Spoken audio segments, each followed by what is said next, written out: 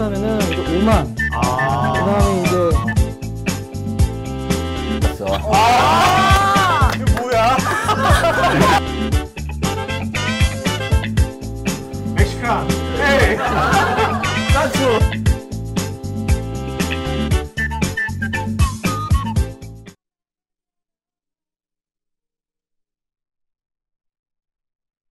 네, 안녕하세요. CEO톡 58회 유전자 합성 상장 기업인 바이오니아의 박하우 대표님 오늘 모시고 지금부터 1시간 반동 지나갔습니다.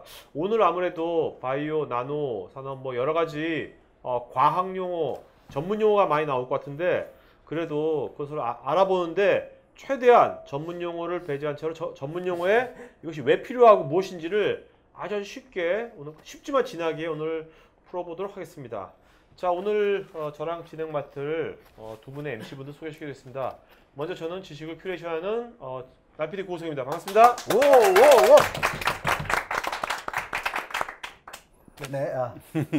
알아서 소개하는 알고 보니 컨설턴트 깨어보니 기업가 그 다음에 40550 희망 디자이너가 되고 싶은 이건웅입니다. 네.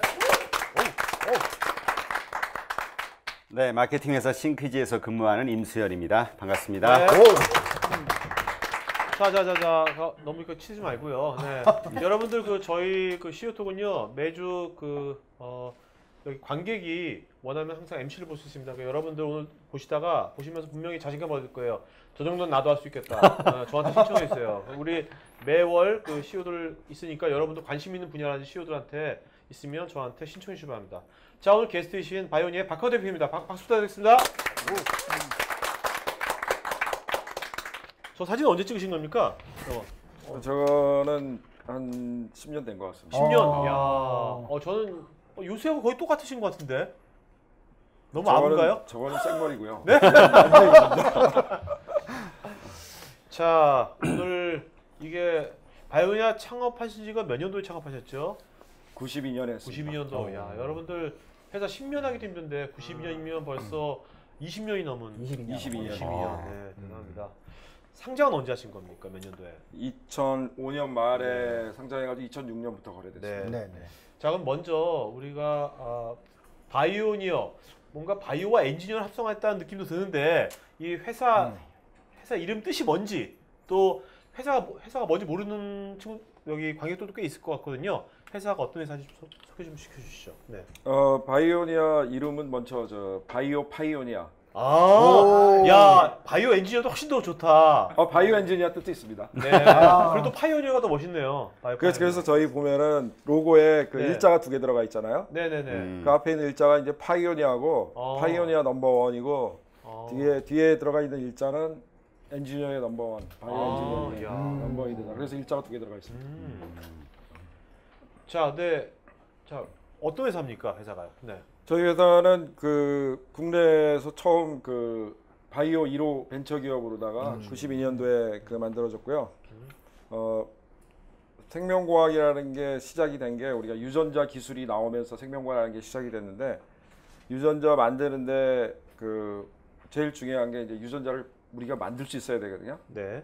그래서 제가 우리나라에서 처음으로 유전자를 합성해서 만드는 기술을 하고 그다음에 지금 요즘은 범죄 수사부터 분자 진단 모든 데 다 사용되고 있는 PCR 네. 유전자 증폭 네. 그 기술 2가지를 갖고 창업을 해가지고 네.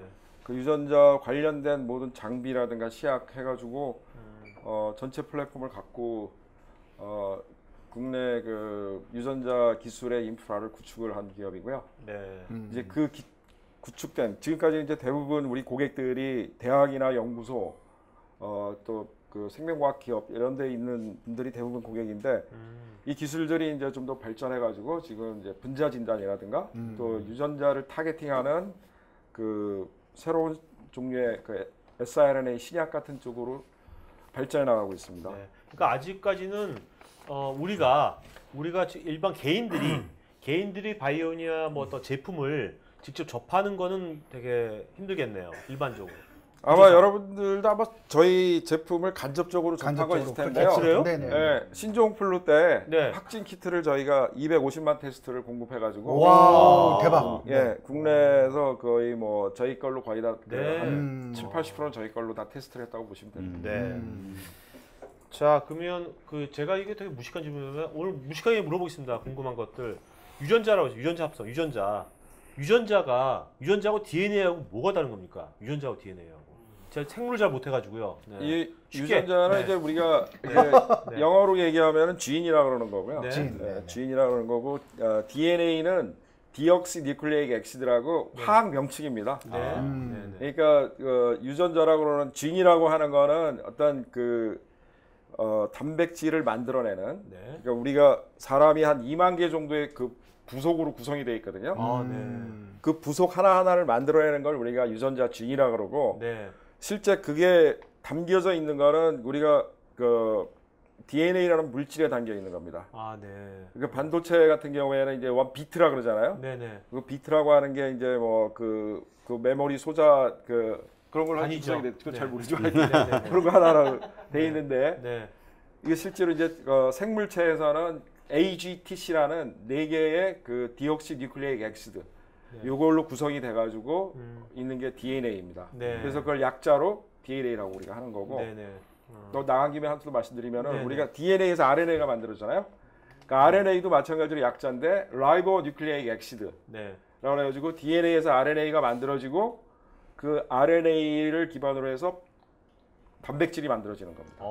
그 단백질이 우리가 한 2만 종류가 있는 거고 네. 그 단백질이 가지고 있는 어떤 촉매 네. 우리가 뭐 포도당 같은 거 그러니까 음식을 먹으면은 그 녹말을 분해해가지고 포도당으로 해서 그걸 다 분해해서 ATP하고 에너지를 만들어서 네네. 다 하는 그런 촉매 기능과 또 우리 머리카락부터 시작해서 뼈, 몸이 다 구성하는 근육 구성하는 그 구조형 단백질 네. 그리고 그거의 유전자 발현도를 조절하고 또 세포가 분열하고 DNA 복제하고 이런 데 관련되는 이런 자가 세포 단백질.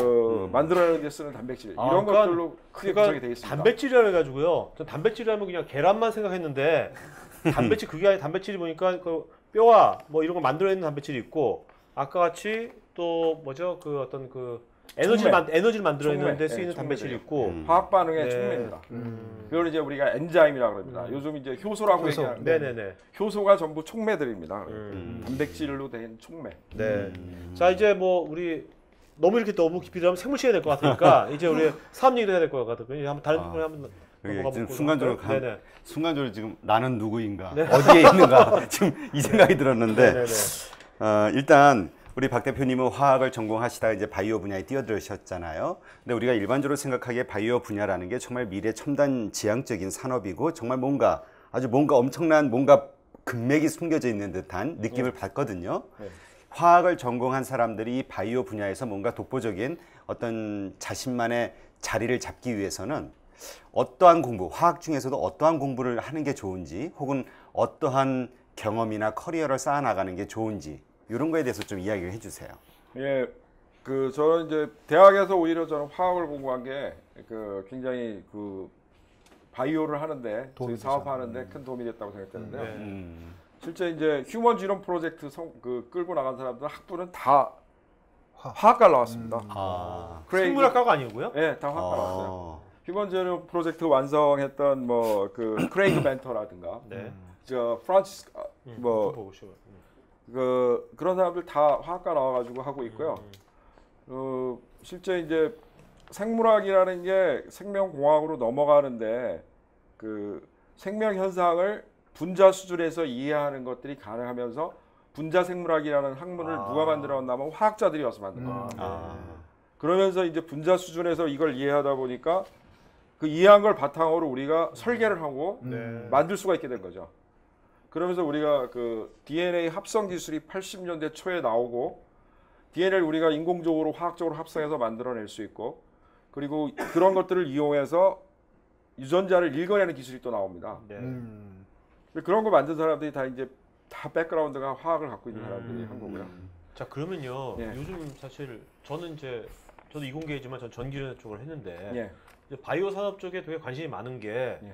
이게 필연적으로 이런 쪽이 이 사람이 뜰 수밖에 없어 갖거든요. 제가 연구원은 아니더라도 이런 바이오 산업 쪽에 뭔가 관련된 나중에 어떤 사업이나 다른 걸 하려면 화학을 배워야 되는 겁니까? 여기도 보면 오늘 뭔가 바이오 쪽에 나노나 이런 쪽에 관심 있으니까 여기 오셨을 거 아니에요.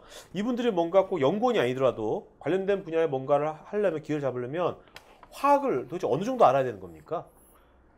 그래서 그 화학은 저는 이제 모든 지금 나노나 바이오에 아주 기초가 되는 그런 과학이라고 생각이 되거든요. 그러니까 H2O만 알아서 안 된다는 겁니까? 우리가? 화학 기호를 몇 개 외워야 되는 거예요? 이제 화학을 공부하는 사람들은요, 화학을 아는 사람들은 세상을 보는 눈이 틀립니다. 그러니까 화학이라는 건 새로운 랭귀지를 하나 아는 거나 마찬가지예요. 그 랭귀지가 뭐라 하면 분자 구조거든요. 제 머릿속에는 수만 개의 분자 구조가 머리에 들어있거든요. 그리고 딱 보면은 저게 어떤 분자들로 돼 있고 그 분자들이 그게 단어예요. 그게 단어고 그 다음에 그 분자들이 어떻게 연결되고 어떤 성질을 갖고 있고 어떻게 연결되는가 그런 게 문법이거든요. 그러니까 생명체도 이제 그런 분자 수준에서 모든 반응들이 일어나고 있기 때문에 그거를 이해해야지만이 우리가 원하는 그런 일들을 할 수가 있는 거죠. 그 뭐 수영장 같은 데 가면 지금 말씀대로 보면 저기네요. 지금 말씀 드리니까 딱 저기가 사람으로 보이지 않고 다 분자식으로 보이는 거네요. 김태희 분자, 그다음에 고현정 분자 뭐 이런 식으로. 네. 죄송합니다. 근데 우리 박 대표님이 어쨌든 이제 처음에 이제 연구원 하시다가 창업을 하게 됐잖아요. 하게 된 동기가 뭘까요? 그 또 아이템이 아까 잠깐 말씀을 해주셨지만 좀 쉽게 우리가 이해할 수 있게 어떤 아이템을 왜 창업하시게 됐는지. 전 대학 다닐 때 이제 좀 운동권이었는데 우리 저 친구들은 다 불호공단으로 가고 뭐 그랬는데 저는 이제 좀 생각이 틀린 게 제가 이제 과학자다 보니까 결국은 이제 80년대 저임금 문제라든가 이런 것들이 근본적으로 우리가 기술이 없고 갖고 팔 수 있는 건 저임금밖에 없으니까. 그거는 어떻게 보면은 과학 기술자들이 좀 더 부가가치 높고 새로운 걸 만들어야지만이 해결할 수 있는 문제라고 그래가지고 저는 이제 자연과학대학에 들어왔지만은 좀 더 새로운 기술을 개발을 해서 새로운 가치를 만들어내는 그런 일이 내가 할 수 있는 더 기여할 수 있는 일이라고 생각을 해서 이제 대학 졸업하면서 저는 이제 그래서 이런 인더스트리에 새로운 그런 걸 만드는 일을 해보고 싶다 그래가지고 과학원으로 갔습니다. 그래서 카이스트 가서 카이스트에서 이제 아무래도 응용 그런 연구들 많이 하다 보니까 그런 일들 찾다 보니까 이 DNA 합성 프로젝트 할 때 우리나라에서 처음 시작했어요. 유전공학 육성법 만들어지고 나서 첫 번째 과제가 DNA를 일단 만들어야지 뭐 유전자 조작을 하고 뭘 할 수 있을 거 아니에요. 근데 그 프로젝트를 생물과에서는 이제 합성을 할 수 있는 친구들이 없기 때문에 전 화학과에서 그 교수님이 학생들을 찾았어요. 그래서 저는 이거 딱 그때 생각했던 게 이 DNA는 앞으로 생명체 기본 설계도이기 때문에 어마어마한 포텐셜이 있기 때문에 이거를 내가 전공을 해서 이걸 사업화 시켜야겠다. 그런 생각을 처음부터 가지고서 전공도 공부를 하셨군요. 그러니까 공부할 때부터 사업을 생각하면서 공부를 하셨겠네요. 아예 그러면 그 연구에 참여하면서 사업까지 그냥 바로 생각을 하셨던 건가요? 그 이후에 학위 받고 뭐 그러냐고 한 5, 6년 걸렸는데요. 그 이후에 그때부터 하여튼 준비를 했습니다. 근데 이렇게 보면 지금 말씀하신 거 보면 학생 때부터 생각이 좀 독특하시기도 했고 그다음에 의사결정 굉장히 빨리 하셨단 말씀이죠. 그 주된 기술이 80년대에 나왔는데 92년도에 창업을 하셨는데 이런 의사결정 하시는 과정에서 뭐 독특했던 부분들 돌이켜봤을 때 이건 대단했던 것 같다. 이런 부분은 어떤 게 있으신가요? 제가 고등학교 다닐 때 정말 재밌게 읽었던 책이 물리학을 뒤흔든 30년이라고 조지 가모브가 쓴 그 양자역학부터 시작해가지고 이 상대성 이론 나오고 그런 뭐 촉근 이론까지 다 나오고. 근데 여기 그 책을 읽으면 아무도 없을 것 같은데요? 읽어보신 분 있어요? 그렇죠, 아무도 없죠. 다 눈을 내리시는 데다. 근데 지금 제가 굉장히 운이 좋게 1980년도에 이제 대학 들어와서 공부하고 그때 DNA 유전자 제조학 기술이 막 나오고 시작하고 또 운 좋게 내가 과학원 들어갔을 때 DNA 합성 프로젝트가 처음 이제 시작이 되고 그래서 지금 30년 정도 지났는데 지금이야말로 유전자 혁명 유전자 혁명을 흔든 30년이라고 봅니다. 그러니까 물리학에서 있던 것만큼 더 큰 임팩트가 있다고 저는 생각이 되고요. 결국 이제 지구상에 있는 모든 가장 정교한 생명체에 대한 그 생명체의 정보들을 다 읽어내고 또 그 정보들을 우리가 합성해서 만들고 그 정보들을 생명체의 정보들을 컨트롤할 수 있는 그런 기술들이 이 30년 동안에 다 개발됐어요. 네네네. 이미 그 숙성된 기술입니까? 예. 그럼 우리가 지금 뭐 지구상에 존재하는 모든 생명체의 그 정보를 다 우리가 이제는 100% 다 알 수 있는 겁니까? 그것도 지금 빠른 속도로 증가하고 있고요. 아, 네. 10년 내에 제가 볼 때는 지구상의 웬만한 생명체 정보는 다 우리가 컴퓨터 데이터베이스 안에 다 들어갈 거라고 보고요. 네. 그 반도체 집적도가 무어 법칙에 의해 1.8년마다 네, 이제 그렇죠. 2배씩 증가했는데 네. DNA를 읽어내는 속도는 1년마다 2배씩 늘어났어요. 코스도 그래요? 반으로 떨어지고 1년마다. 네, 네. 그 10년 전하고 지금 1000분의 1. 뭐 그러니까 휴먼 지노 프로젝트 할 때 한 네. 사람 읽어내는데 네. 30억 달러를 투자했거든요. 지금은 1000분의 할 수 있습니다. 자, 그러면요. 그렇게 우리 인간이 지구상의 모든 생명체를 그렇게 우리가 모두 다 분석을 다 해가지고 데이터화 시킨다면 그러면 우리한테 어떤 사업 기회나 어떤 것들이 이제 우리가 가능해지는 겁니까? 그게 된다면 쉽게 말해서 트랜지스타가 처음 발명됐을 때요. 네. 지금같이 인터넷이 나오고 그 스마트폰이 나올 거라고 생각하는 사람 아무도 없었습니다. 없었죠. 그렇죠. 예. 그런데 지금 DNA 기술이 나오고 나서 앞으로 어떤 상품이 나올지 그걸 알면은 이제 뭐 떼돈을. 그렇지만은 떼돈 벌 기회가 많이 있겠지만은 지금 재미난 그 예를 든다 그러면 지금 휴먼 지노 프로젝트 해가지고 그 일관에 대해서 30억 달러 들었다 그랬잖아요. 네. 지금 이게 1000분의 할 수 있는 건 그 단계에 왔는데 네. 그 기계도 지금은 몇 억씩 해요. 그거 하나 하는데. 어. 근데 지금 어떤 기술이 개발되고 있나 하면 우리 셀폰 같은 데서 그런 걸 읽어낼 수 있는. 가능하네요. 네. 그 셀폰에서 읽어내서 그게 전 세계적으로 연결이 딱 되면은요. 그걸로 자기가 어떤 병원에 가서 딱 분석을 하면은 이걸 전체적으로 전 세계적으로 네트워크가 연결돼 가지고 네네. 어느 지역에서 어떤 질병들이 지금 나오고 있고 그 예를 들어서 그런 것들이 이제 상용화되면은 에볼라 같은 것들이 지금 나오게 되면은 바로 다 막을 수 있죠, 전부. 네네. 신종플루 같은 게 오더라도 다 막을 수 있고 그리고 또 하나 이제 개인들의 그 유전자 그 차이들에 의해 가지고 발생되는 여러 가지 문제점들 네네. 이런 것들이 이제 데이터베이스화 돼 가지고 완전히 삶이 근본적으로 바뀝니다. 네. 지금은 우리가 동영상 데이터 구글이나 이런 데서 지금 만들어 가지고 동영상 데이터베이스를 갖고서 빅데이터라고 하지만은 네. 굉장히 그건 어떻게 보면은 가치가 낮은 데이터고 이 생명체 설계도라고 하는 거는 어마어마한 가치를 갖고 있는 데이터거든요. 네. 그게 데이터베이스가 돼가지고 그걸 활용하는 산업이 새로 나온다 그러면은 굉장히 다양한 비즈니스 모델이 나올 거고 네. 저는 이게 앞으로 세계 경제를 끌어가는 그 엔진이 될 것 같아요. 이 새로운 산업이. 아까 저는요, 그 대표님께서 트랜지스터하고 인터넷을 딱 비유했을 때 뭔가 섬찟했거든요. 진짜 트랜지스터 나왔을 때 이렇게 반도체가 쪽 인터넷이 나올 줄 어떻게 알았겠습니까? 근데 그게 50년 만에 이렇게 된 거 아니에요? 그렇죠. 그러면 지금 우리 바이오 산업은 그 전자로 말하면 전자는 다 아니까요, 사람들이 트랜지스터하고 네. 지금 인터넷 다 아니까 그걸 비교했을 때 우리는 어느 정도 온 겁니까? 트랜지스터 레벨입니까? 우리가 현재가 아니면 우리가 인터넷 아니면 어디 직접 회로? 직접 뭐 집중 회로 이미 다 나왔고요. 그리고 우리가 바이오 하는데 실제로 굉장히 유리했던 거는 반도체 기술에서 나온 많은 기술들을 그대로 활용을 했어요. IT 기술들을.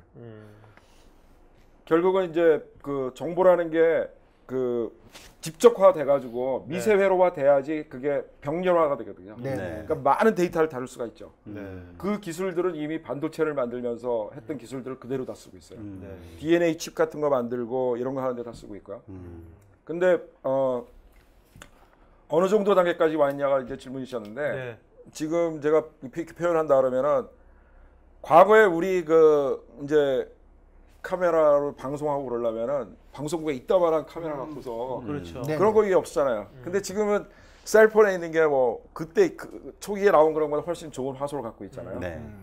지금 우리가 유전자를 읽어내고 그러는데 지금 방송국에서 이따만한 거 쓰던 그 수준이고 그게 10년 내에 셀폰 같이 셀폰 네. 카메라 같은 스마트폰으로. 수준으로 네네. 떨어질 거라고 봅니다. 그러면 그거하고 이제 지금 기존에 있는 그 이 빅데이터 그다음에 그 이 초연결 인프라. 인프라하고 네트워크. 연결이 네. 돼가지고 거기서 생성되는 어마어마한 그 유전자 정보가 지금 상상할 수 없는 새로운 비즈니스 모델들을 만들어냈고 결국 대표님 말씀하신 건 이제 어떤 이 바이오 산업 그 자체 기술뿐만 아니라 예. 지금 우리가 모든 게 연결되고 있잖아요. 이 연결된 네트워크랑 얘가 이제 같이 이제 딱 합치면 빅뱅이 일어나겠네요, 진짜. 예. 그러면 그 좀 궁금한 게 다시 좀 20몇 년 전으로 돌아가서 처음에 창업을 하셨을 때요. 분명히 그때는 아주 초창기였기 때문에 이해도가 낮았을 거란 말이죠. 다른 사람들은 이 바이오 산업에 대해서 하시려는 그때 어땠나요? 좀 뭐랄까 이러한 사업을 한다라고 했을 때 아 사람들이 잘 모르지만 기대감을 갖고 뭔가 지원을 투자라든가 이런 전폭적인 지원을 했었는지 아니면 상당히 설득하느라 오랜 고생을 하셨는지 개척 기간에. 지금 저는 이제 이해하는 사람이 없기 때문에요. 초기에 뭐 투자 받는 것도 불가능했고, 은행에서 돈 빌리는 것도 불가능해가지고 그 초창기에는 그냥 그 친척들. 우리 연구실에 있던 사람들은 이제 아니까 네. 그 사람들 우리 연구실에 있던 연구원들이 그 보너스 우리 키스트에 가면 3개월에 한 번씩 보너스 주거든요. 네. 보너스 탄돈 그거 다 모아서. 해가지고 모아가지고 그거 갖고 창업하고 어. 그 돈이 아까워가지고 이제 돈이 계속 나가잖아요. 창업하면요. 네, 네. 가만히 있어도 돈이 나가니까. 그래서 초창기에는 한 2년, 3년 동안은 지금 이제 돈 아끼려고 네. 그 월급을 안 가져가셨군요. 다 밥 해먹고 네. 네. 밥도 안 사 먹었어요. 그러니까 짜장면도 안 사 먹고 밥 다 해먹고 그렇게 하면서 그 몇 명이서요? 초창기 3년 동안 몇 명이서요? 그게 초창기에 2명이죠. 2명이서. 아, 2명이서. 굉장히 많은 것 같더니 2명이었군요. 네. 이랬는데 근데 실제로 거의 뭐 제 그 한 친구는 이제 제가 그 공고 나와가지고 저와 같이 이제 도와주던 친구고 네. 그 친구가 이제 나오면서 같이 나온 거고 네네. 창업은 이제 그 혼자 이제 외로운 투쟁을 한 네. 거죠. 대단하시네요.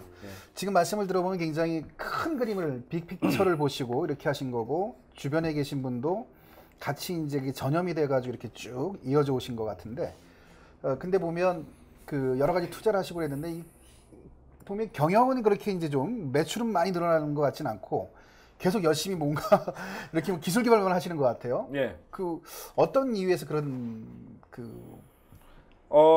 저희 회사는 지금 제가 R&D 연구비로 쓴 게 지금까지 한 1,000억이 넘거든요. 네? 회사 20년 동안요? 야, 대단하십니다. 그 어디서 조달을? 은행이 안 주고 그러는데 어디서 그게? 그러니까 일단은 저희 회사는 지금 이제 좀 유전자나 이런 것들은 계속 저희가 국내에서 처음 만들었고 다 네. 독점 기술이기 때문에 네네. 외국에서 들어오는 거에 뭐 반가격으로 공급을 해도 네. 경쟁력이 있었군요. 가격 굉장히 경쟁력. 네. 이익이 많이 남았습니다. 네, 네.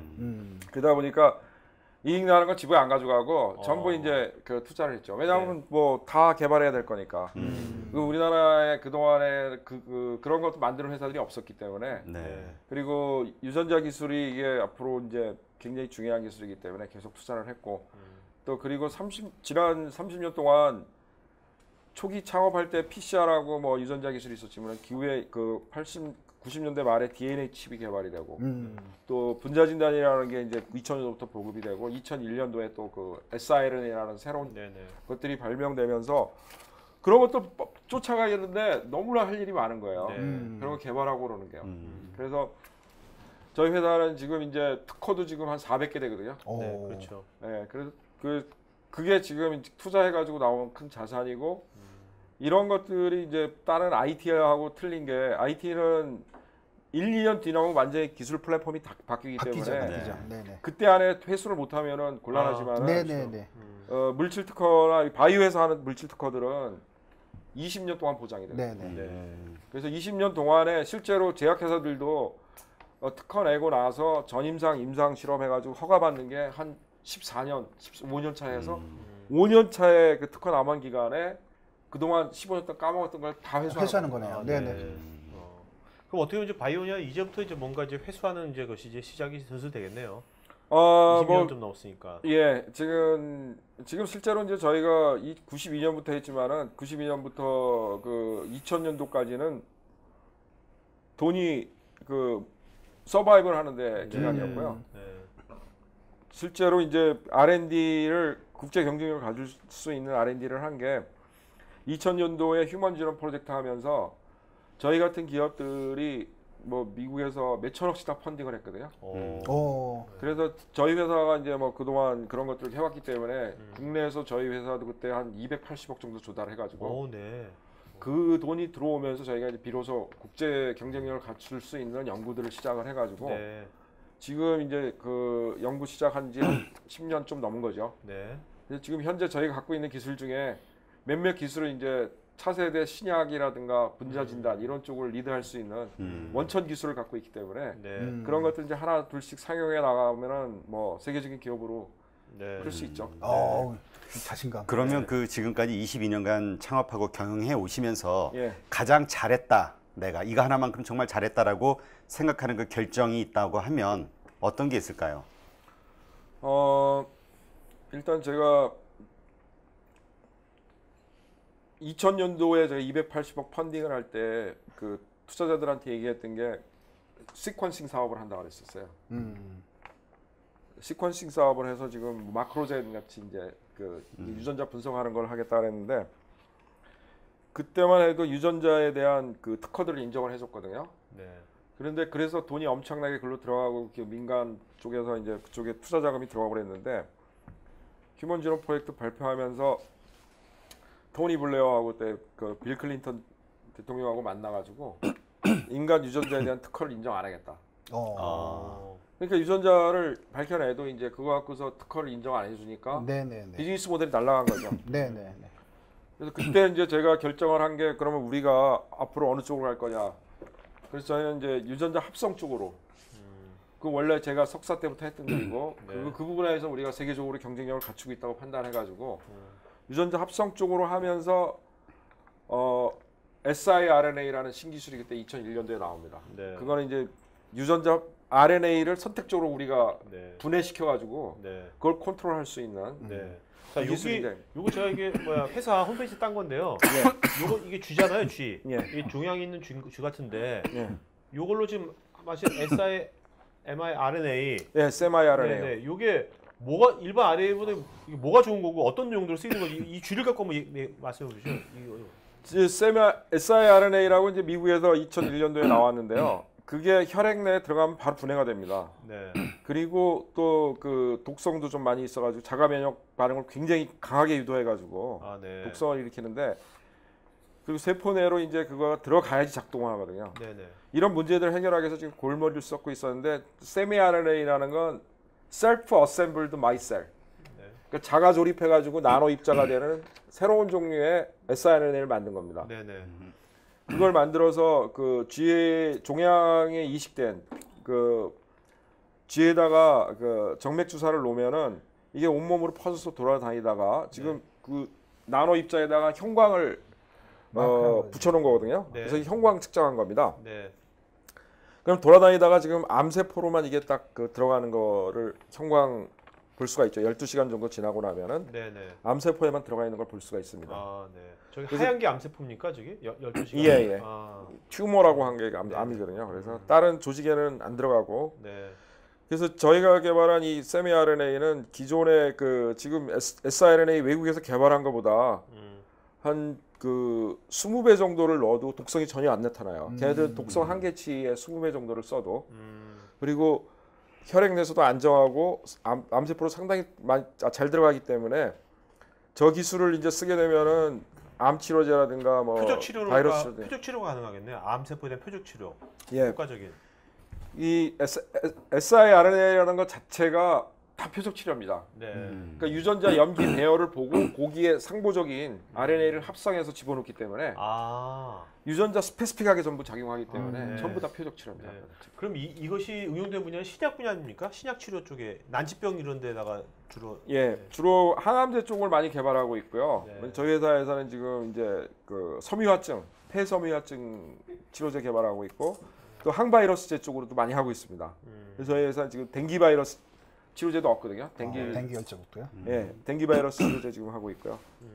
그래서 뭐 댕기 치료제 같은 게 하나 되면은 다른 바이러스 같은 것도 유전자만 바꾸면 되기 때문에 에볼라 바이러스라든가 뭐 다양한 이런 지금 라스아 바이러스 그런 그 출혈열 바이러스에 대한 치료제들도 굉장히 빠른 속도로 개발할 수 있습니다. 자, 그러면요. 요거 뭐 그러면 앞으로 인류가 좀 여러 가지 바이러스 때문에 우리 고생하고 있잖아요. 지금 질병 때문에 예. 우리가 수명도 그 제약을 받고 있는데 예. 그럼 그런 바이러스에 대한 우리가 나중에 바이러스 지금보다 그 어떤 암이건 뭐 그런 것이 정복될 수 있다고 믿으십니까? 어떠십니까? 과학적으로 봤을 때 어떻습니까?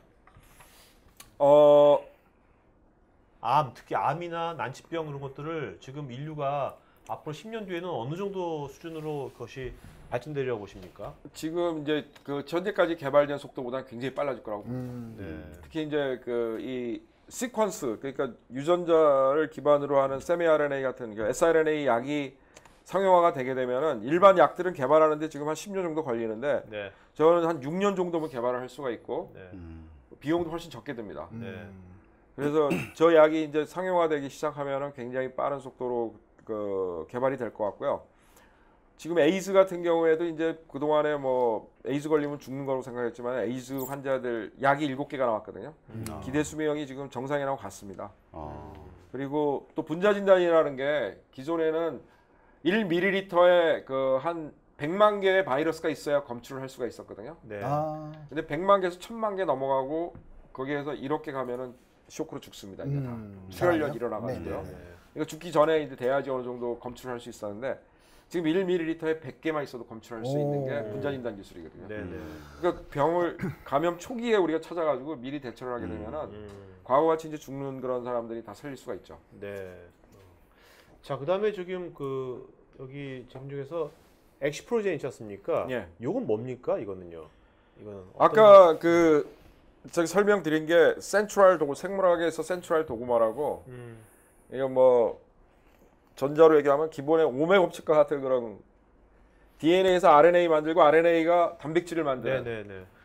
그래서 지금 여태까지 이제 그 단백질을 만들기 위해서는 유전자를 우리가 만드는 기술이 있었으니까 그게 개발이 됐으니까 그 유전자를 만들어서 세포 안에다가 집어넣어주면은 네. 세포에서 단백질을 만들어낼 거 아니에요? 그 단백질을 분리해 가지고 뭐 거기에서 뭐 인터페론이나 뭐 인슐린 이런 거를 분리해 가지고 순수하게 정제한 다음에 그거를 사람한테 찔러주는 그게 바로 생명공학 바이오 산업의 이제 출발점이 된 그렇죠. 거거든요. 네. 근데 지금까지 이제 세포 안에다가 세포를 이용해서 단백질을 만들다 보니까 시간이 엄청나게 오래 걸려요. 배양할 그리고 때요. 네.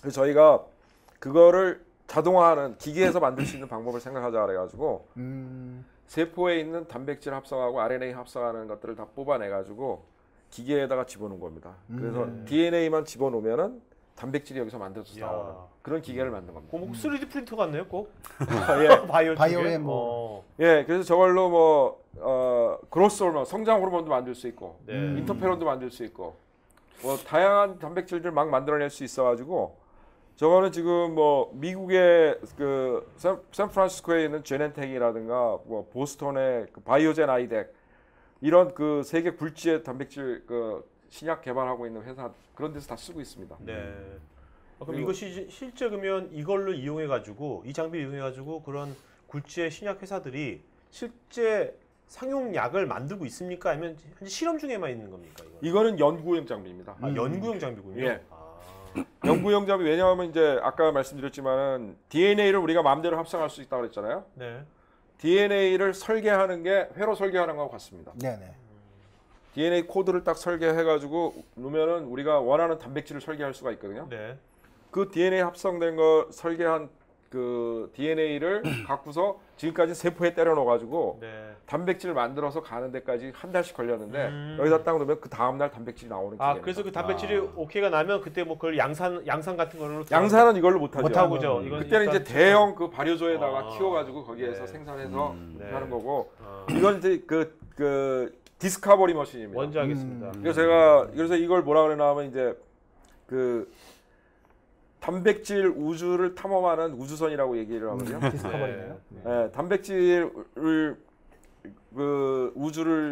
우주를 탐사하는 그 우주선이라고 얘기하는 게 단백질이 20종류의 아미노산으로 돼 있잖아요. 네. 그게 100개가 연결돼 있으면은 20의 100승이죠. 네. 종류가요. 네. 근데 물리학자들이 계산한 그 우주에 있는 총 소립자의 숫자가 10 곱하기 10의 87승입니다. 네. 그보다 훨씬 큰 거네요. 네. 그거보다 훨씬 큽니다. 그러니까 우리가 단백질 아미노산 100개로 이루어진 그 단백질을 모든 종류를 만든다면 우주에 담을 수가 없어요. 네. 근데 우주는 우리가 갈 수가 없지만은 그 어떤 종류든 간에 우리가 거기에 해당하는 유전자를 만들어서 다 만들어낼 수가 있는 기계입니다. 자, 그리고 이제 마지막으로 이렇게 하시는 분야 중에 나노 산업 분야도 있잖아요. 예. 그쪽 분야 어떤 제품을 만드는 겁니까? 응용 분야가 어떤 건가요? 일단 나노가 뭡니까? 나노를 잘 모르는 분도 있어요. 나노 산업이 뭡니까? 쉽게 좀 설명해 주세요. 나노 산업. 나노는 이제 우리가 보통 화학이라는 거는 이제 보통 분자, 몰레큘, 네. 몰레큘이라 그래가지고 보통 사이즈가 1나노, 100만 분의 1. 예, 1나노에서 뭐 10나노, 그 큰 고분자 같은 경우도 단백질 같은 고분자도 10나노 미만이거든요. 네. 그런데 그런 분자들이 뭉쳐가지고 이게 뭐 금속 원자가 됐건 또는 이런 또 분자들이 뭉쳐가지고 수프라 몰레큘러 스트럭처 초거대 구조를 만들어 하는데요. 그걸 만들게 되면 사이즈가 우리가 한 10나노에서 100나노, 1마이크론 되게 한 뭐 몇백 나노까지의 그 사이언스 분야가 새로 생긴 겁니다. 네네. 그런 거에 새로운 특성을 가지고 있는 새로운 물성을 발견해가지고 나노라는 새로운 생겼고요. 그래서 그렇게 되면은 기존의 예를 들어서 금속이라도 금속이 갖고 있는 성질하고 나노 사이즈가 되게 되면은 성질이 많이 틀려집니다. 네. 전자들이 바깥으로 튀어나오고 몰려가지고 그래서 얼마 전에 서울대에서도 태양빛을 받아가지고 그 전자가 튀어나와서 그걸로 수소를 만드는 태양빛만 주면 수소가 나오는 그런 거 만들었잖아요. 네네. 그 퀀텀 도트 같은 것들을 이용해가지고 굉장히 특이한 현상들이 나오는데 바이오 나노 쪽이 지금 가장 특허가 많이 나오고 있는 분야입니다. 그래서 바이오 나노는 바이오 몰레큘을 이용해서 나노 구조를 만드는 거죠. 그러니까 이게 어떻게 보면 대표적인 게 바이러스입니다. 그러니까 바이오 나누면 이게 신물질도 여기서 신소재 같은 것도 이런 데서 많이 나오겠네요. 신소재 같은 것도. 신소재 같은 것도 그러니까 바이오 나노 쪽으로다가 여러 가지 신소재들이 나오는데 나노 형태로 지금 우리가 그 생물체에서 가장 흔한 게 나노 입자로 돼 있는 게 바이러스입니다. 그래서 우리가 노로바이러스 같은 경우가 한 21나노 정도 되고 네. 그래서 거꾸로 이제 이 머티리얼 사이언스 하시는 분들이 바이러스가 다 똑같이 21나노짜리가 만들어지니까 그 표면에다가 금속을 붙여가지고 아주 유니폼한 그런 걸 만드는 것들을 응용하고 그러는데요. 생체 물질, 그러니까 바이오를 생물체를 구성하는 게 단백질하고 DNA, RNA 네. 이런 물질들은 정보에 의해서 딱 만들어지기 때문에 단일 물질이 만들어지고 굉장히 복잡한 구조를 하기 때문에 이게 어셈블이 레고 같이 정확하게 됩니다. 네. 그래서 생물체 같이 아주 정교한 것들을 만들어낼 수가 있는 거거든요. 그래서 이런 물질들을 이용해서 나노 구조를 만들어서 어떤 우리가 새로운 용도를 개발하는 거를 이제 바이오 나노 쪽에서 많이 하고 있고요. 저희 회사에 지금 세미 RNA도 그게 합성해서 만들면은 뭉쳐져 가지고 100나노짜리 입자가 만들어집니다. 네. 그렇게 설계를 한 거죠. 네. 그리고 또 나노 와이어 같은 것도 이제 단백질로 펩타이드 같은 걸로 만들 수 있는데요. 그거는 아미노산을 좀 한 10개, 20개 하고 여기다가 지질을 하나 붙여 놓으면은 지질이 이제 안쪽으로 감기면서 와이어가 만들어지는데 바깥에 단백질이 있으니까 긴 선이 만들어지는데 이게 이제 자, 지금 크로스링킹 돼가지고요. 네, 굉장히 어려운 말씀을 일단 돈 되는 게 뭡니까? 일단 이렇게 쉽게 우리 이해하기 쉽게 지금 하시고 있는 것 중에서 이걸로 우리가 나노 쪽으로 해서 이렇게 돈을 벌 수 있다. 그게 뭡니까? 우리가 이해하는 걸로. 네, 돈 버는 거. 네. 나노가 제일 문제가 돈을 못 버는 거죠. 돈과 상관없는 얘기를 지금까지 한 거네요. 제가 이제 바이오 산업 1980년도에 네. 헛하네. 나노 산업은 지금 제 생각에 한 바이오로 보면은 1990년대 중반까지 한 15년 뒤진 거네요. 그러면. 예. 네. 지금 미국 나노 학회 같은 데 가서 전시회 같은 데 가서 보면은 딱 그때 분위기가 납니다. 그러니까 지금 다 초창기고 나노 현상의 그런 여러 새로운 사이언스가 있기 때문에 굉장히 새로운 것들이 많이 만들어지고 그런 것들에 대한 논문들이 쏟아져 나오고 있는데 네. 그거를 실질적으로 어떻게 응용해 가지고 킬러 어플리케이션을 만들 거냐. 근데 지금 지금 나노가 지금 대표 말씀하신 90년대 때 그때 느낌이라면 지금 대표님이 90년도에 그 학생 때처럼 지금 대학생이라든지 지금 20대에 있는 친구들은 지금 나노 쪽을 하면은 나중에 20년 뒤에 대표님 같은 사람이 될 수가 있겠네요. 가능성이 훨씬 높아질 수 않을까요? 어떻게 생각하세요?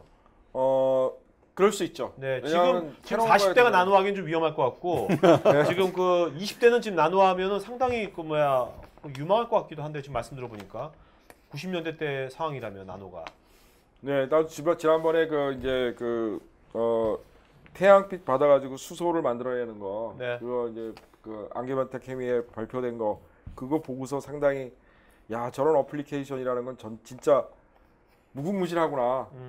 왜냐하면 우리가 지구상에 인류가 1년 동안 쓰는 에너지가 지구상에 1시간 동안 떨어지는 태양 에너지하고 같거든요. 네네. 오 그래요? 네. 오. 그래서 우리가 태양 에너지만 잘 활용을 해도 그 에너지 문제들을 해결할 수 있는데 지금까지 우리가 수소 만드는 거는 우리가 그 수소 만드는 또 광합성 세균이 있습니다. 네네. 그래서 그런 걸 이용해서 하려고 그랬는데 그런 컨트롤하기도 굉장히 힘든데 그런 이제 이 새로운 나노 물질 같은 것들은 우리가 대량 생산할 수 있고 내구성도 훨씬 강하고 컨트롤하기도 쉬우니까 컨트롤 쉽죠. 그런 것들이 새로운 걸 진짜 가능성 무궁무진하다고 생각이 되고요. 특히 이제 요새 뭐 나노 소재들 이용해 가지고 그 배터리 그런 거 개발하는데 그런 거 만들면은 지금 뭐 배터리 수명도 2~3배 늘릴 수가 있고 그런 거 나오면은 또 자동차가 이제 다 바뀌잖아요. 지금 자동차 150km 가는 거를 똑같은 배터리 갖고 뭐 300km, 400km 갈 수 있게 만들면은 완전히 바뀌거든요. 패러다임이. 근데 자, 예전에 우리 이제 사업 얘기 좀 하죠. 이제 사업 얘기로부터 가죠. 이제. 네, 그러니까 근데 그 지금 말씀하셨던 이 나노 문제도 처음에 이게 좀 화두로 떠올랐을 때 많이 사람들이 기대했던 것이 뭐 나노 탄소강이라든가 나노 뭐 화장품 뭐 바이오 쪽 해가지고 깊숙이 그 효과를 전달한다 해가지고 많은 상품들이 나오지 않았었나요? 그런 것들은 지금 사이언스가 굉장히 약한 것들이죠. 어떻게 보면은 좀 위험성인 거죠. 오히려 그렇죠. 그 이후에 이 나노 물질 자체가 상당히 위험하다는 걸 이제 사람들이 알게 알게 됐어요. 됐죠. 그래서 50나노에서 100나노 정도 되는 것들은 세포로 굉장히 잘 들어갑니다. 아. 예. 그래서 우리 몸에 혈액 타고서 뇌까지 가요. 그래서 지금 우리가 이제 초미세먼지, 그 울트라 파인 파티클이라고 하는 초미세먼지 컨트롤하는 게 지금 한 1마이크론까지 지금 이제 컨트롤, 2.5마이크론짜리 컨트롤하고 PM 우리가 2.5 하는데 네네. 실제 지금 건강에 가장 심각한 문제를 끼치는 거는 50에서 100나노짜리들. 네. 특히 그런 것들이 이제 나노 입자들 생성되는 것들이 연소 과정, 고열 연소 과정 그 석탄 화력 발전소 같은데 중국에 그런 데서 네네네. 지금 날라오는데 이런 놈들은 진짜 그 큰 문제를 일으켜가지고 중국이 지금 굉장히 그 심각한 문제라서 그 초미세 입자들을 컨트롤하는 게 중요한데 그런 건 아직까지 지금 기술이 없습니다. 제어할 수 있는. 그러니까 미세먼지를 어떻게 할 수 있는 50에서 100나노짜리 컨트롤할 수 있는 거 없어요. 지금 헤파 필터도 300나노 이하짜리들은 다 빠져나가거든요.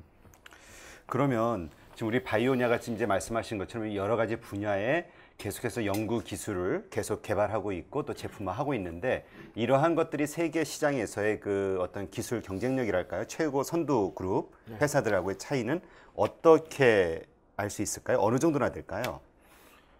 그래서 저희는 이제 그 아까 siRNA 쪽에는 저희가 이제 세컨 제너레이션을 해가지고 지금 약으로 가는데 가장 좋은 물질이라고 생각하고 있습니다. 그래서 그걸 이제 저희가 임상 들어가서 결과로 보여주는데 한 뭐 오래 걸릴 것 같지는 않고 한 2~3년 내에 우리가 이 물질이 세계 신약의 새로운 패러다임을 보여줄 수 있는 그런 거라고 생각이 되고요. 지금 말씀하신 대로 2~3년 뒤에 뭐 이것이 정말 신약 쪽에 새로운 패러다임을 만들어낸다면 지금 바이오니아 주가는 뭐 지금보다 한 몇 배 더 뛴다고 보십니까? 1000배 이상 뛰겠습니다. 그럼 지금 잡아야 되잖아요. 네. 혹시 저기 한 예로요. 길리아드 사이언스라는 회사가 네. 시가총액이 이제 신약 개발할 때 한 1000억 정도 했었는데 지금 120조 합니다. 하나 성공해가지고요. 120조. 저 타미플로 성공했고요. 120배인가요? 120배인가요? 타미플로. 1200배. 1200배? 거기는 미국에 있는 회사라서 그런데 한국에 있는 회사도 그게 가능할까요? 굉장히 중요한 질문인데요. 네. 한국에 있는 그 제약회사 시장 갖고서 절대로 안 되는 안 얘기고요. 되죠. 그렇죠. 그 글로벌 시장에서 그 가야 되는 거고 그 길리아드 사이언스도 타미플러를 자기네가 개발했지만 마케팅 능력이 없기 때문에 그거를 로슈에다 라이센싱을 줬죠. 아. 그래서 로슈가 전 세계에 팔았고요. 아. 거의 이제 로열티를 뭐 그러니까 레이트 스테이지 임상 다 거의 그 끝난 것들 이제 3상 가는 것들은 뭐 로열티 퍼센트가 뭐 30% 이렇게 됩니다. 끝날 때는요. 예. 아. 그래서 그런 거는 그냥 뭐 실제로 그 파는 사람보다 개발한 사람이 돈 더 많이 버는 거죠. 혹시 뭐 바이오니아가 벤치마킹하는 회사가 있나요? 저희는 로슈를 벤치마킹하고 로슈. 어. 네. 근데 로슈는 신약 만든 회사지 않습니까? 다르지 않죠? 완성 만드는 데고 약간 다르지 않나요? 바이오니아하고. 로슈는 이제 비즈니스가 신약이 80%, 의약품이 네. 80%고 네. 20%가 이제 진단 쪽이고 아, 네. 그 진단 사업의 20%가 로시 몰레큘러 사이언스라 그래가지고 그 자회사 걔네들도 있어요? 이런 라이프 사이언스 연구용 제품부터 시작해서 네. 최종 신약까지 다 나옵니다. 네. 근데 이제 저희 회사 같은 경우에는 DNA 기술 인프라부터 구축해가지고 그걸 이제 분자 진단으로 확장해서 나가고 그 유전자 합성 기술을 갖고 네. 세미 RNA 기반으로 해서 신약을 만들어 나가는 그 밑에부터 쌓아 올라가는 스타일입니다. 아, 네. 그 저는 이제 오늘 이제 말씀드리면서 이런 이제 바이오 쪽이라든지 뭐 이런 쪽에 뭔가 투자를 하려면 적어도 투자자 입장에서는 정말 한 15년은 기다려줘야겠다. 적어도 뭐 그냥 이것이 전자 뭐 이런 것처럼 뭐 제품 만드는 것처럼 5년 안에 뭐 이렇게 뭐가 나오거나 그런 거는 아닌 것 같아요. 보니까. 그 비즈니스 스테이지에 따라서 틀린데요. 네. 근데 어쨌든 뭐 스타트업 기업이 5년 내에 그 뭐 엑시스를 하겠다. 네. 5년 내에 뭐 성과를 내겠다고 하면은 그 미국의 바이오 쪽 투자 전문가들은 비즈니스 플랜을 보지도 않고 갖다 버리죠. 그럴 것 같아요. 네. 그러게. 네. 보통 다 10년 이상씩 투자해가지고 성공을 했고요. 어. 근데 하지만 이제 바이오니아 같은 경우는 지금 코스닥에 상장이 돼 있잖아요. 그러다 보면은 아무래도 그 주주들이 막 분포가 돼 있을 거고 네. 그러다 보면은 막 그 어떤 경영 실적이라든가 이런 것 때문에 주가라든가 이런 것 때문에 뭐 항의할 수도 있고 뭐 여러 가지 일이 있을 수 있잖아요. 그럴 네. 때는 어떻게? 제가 뭐 욕을 많이 먹는데 페이스북 하십니까, 대표님? 페이스북 거의 안 해요. 안 안 하시게 돼. 하시는 게 좋을 것 같아요. 하시면 안 돼요. 욕 많이 먹어서 다이렉트로 뭐 먹죠. 타임라인에다가 뭐 난리도 날 것 같은데. 예. 근데 이제 로슈 같은 회사가 아직 그렇게 R&D 하면서 굉장히 많이 하는 게 그 로슈가 지금 그 로슈 그 경영 패밀리가 50% 이상 지분을 갖고 있거든요. 아. 그래서 시장에서 뭐라 그래도 신경 안 쓰고 네. 자기네가 필요한 그 연구들을 계속 하고 있기 때문에 네. 지금 점점 이제 로슈가 세계적으로 1위 제약회사로 갈 거라고 봅니다. 그러니까 그러면 좀 우리가 로슈의 주식을 사는 것도 괜찮겠네요. 스위스로 가야겠네요. 네, 그러면 지금 아니 지분은 그러다가 어떻습니까? 지분은 대표님의 지분은 어떻나요? 지금 바이오니아 회사 지분. 네. 제 아까 지분이요? 로슈는 50% 갖고 있는데 대표님은 어느 정도 갖고 계세요? 저는 이제 뭐 한 26%. 6%. 그럼 많이 갖고 계시네요. 26%는. 네, 바이오 기업 치고는 그렇죠. 많이 갖고 있는 편입니다. 많이 갖고 있는 거죠. 근데 이제 그 여기 앞에 계신 분도 보면 그 회사 반기 보고서를 출력해가지고 오셔가지고 네. 주식에 대해서 관심이 굉장히 많으신 이런 주식 사시려고 이런 타이밍. 입장이신 것 같은데 작년에도 주가가 25,000원까지 갔다가 예. 또 금년에도 또 에볼라 바이러스 나오니까 빵 튀고 그랬는데 예. 이런 분들 혹시 방송 듣는 분들도 여기 또 돈하고 연관돼서 주식을 사고 싶은 분들이 계실 것 같은데 혹시 뭐 우리끼리만 알고 있을 그런 재료 같은 거 없으실지. 저기 네, 저 그거는 저 걸려요. 걸려. 문제가 있는 아, 거고요. 그럼 우리 모두가 알 수 있는 그런 재료. 예. 그 주가 담당자 입장에서 얘기를 한다면 단기간에 실적을 보고서 바이오 쪽에 하게 되면은 이제 아무래도 뭐 그 좀 머니 게임처럼 많이 흐르는 것 같고요. 그렇죠. 회사가 바이오 회사들은 적어도 텀을 한 2년 정도로 보고서 투자를 하는 게 좋을 것 같아요. 네. 묻어두라는 말씀이시군요. 그럼. 네. 2년 정도는 앞으로 그러니까 한 2년 정도 내에 이 회사에 어떤 변화들이 일어날 건가 그런 걸 향후 보고서 2년을 좀, 예측하고 그렇다면 바이오니아 지금 우리 화면에 떠 있는데 그렇다면 바이오니아 2년 후에 어떤 변화가 예상될까요? 일단은 뭐 저희 회사는 지금 분자 진단 쪽에 그동안에 투자 많이 해와가지고 그런 쪽에 그 굉장히 좋은 성과들을 지금 내고 있기 때문에 네. 내년부터는 아마 저희 회사가 분자 진단 쪽에 그 좀 많이 전 세계적으로 이름을 날리는 그런 그 기업이 될 것 같고요. 네네. 아니 근데 그거보다 사실은 아까 천배 얘기를 들어. 네. 그 지금 그 RNA 그 신약 개발이 그 임상 3상까지 가야 되나요? 어떻게 되나요? 저희가 하고 있는 것들은 치료제가 없는 것들이라서요. 예. 그 임상 2상 일상, 이상. 이상까지만 가면. 그 효과가 나오면은 굉장히 빠르게 이제 그 진짜 혁신 신약이라 그래가지고 바로 빨리 갈 수도 있고 또 네. 왜냐하면 이제 그 치료제가 없는 경우에는 제가 이제 미국의 그 바이오 행사할 때 가보면은 환자 가족들이 빨리 해달라고 그러죠. 네. 전부 피켓 들고 나와서 허가 빨리 내라고 데모하고 난리예요 지금. 네. 그 약 좀 쓰자고. 그러면 그 1상이나 2상이 완성되는 시점이 언제일까요? 그러니까 저희 지금 파이프라인상에 나와 있는 것들은 지금 과제들 한 2년 정도 내에 지금 일상 들어가는 것들이 계획은 이렇게 잡혀 있습니다 지금. 네. 계획이라고 말씀하셨습니다. 네. 지금 이제 그 바이오 쪽에 이제 뭐 창업을 뭐 생각하시는 분도 있을 거 아닙니까? 네. 그런 분들한테 선배로서 어떻게 보면 20년 선배인데 선배로서 좀 세상도 많이 변했는데 뭐 이렇게 뭐 이런 식으로 뭐 어떤 그 추천의 어떤 팁 같은 거랄까 그런 거 뭐 하나 좀 조언을 해주신다면 어떤 조언을 해주시겠습니까? 바이오 쪽에 창업하는 후배한테. 바이오 쪽에 창업한 후배들한테는 지금 글쎄 워낙 저 기술이 빠른 속도로 지금 발전을 해왔고요. 그리고 앞으로 이제 어떤 식으로 갈 건가? 아무래도 지금은 이제 그 IT하고 바이오 유전 정보들하고 이 관련돼 가지고 새로운 비즈니스 모델들이 많이 나올 것 같은데요. 네네. 과거의 걸 보지 말고 현재 지금 축적된 기술 갖고 미래 새로운 비즈니스 모델을 만드는 거 그게 중요할 것 같습니다. 네. 음. 그렇다면 예. 네. 근데 그 또 하나 궁금한 게 이 바이오 회사의 특성일까요? 바이오니아 같은 경우는 보니까 그 등재될 이사만도 뭐 아주 상당히 많으시더라고요. 십수 명이고 거의 뭐 비등기 이사까지 하면 거의 20명 가까이 되는 것 같은데 작은 중소기업에서 이게 상당한 좀 케이스잖아요. 이거는 무슨 특별한 이유가 있나요?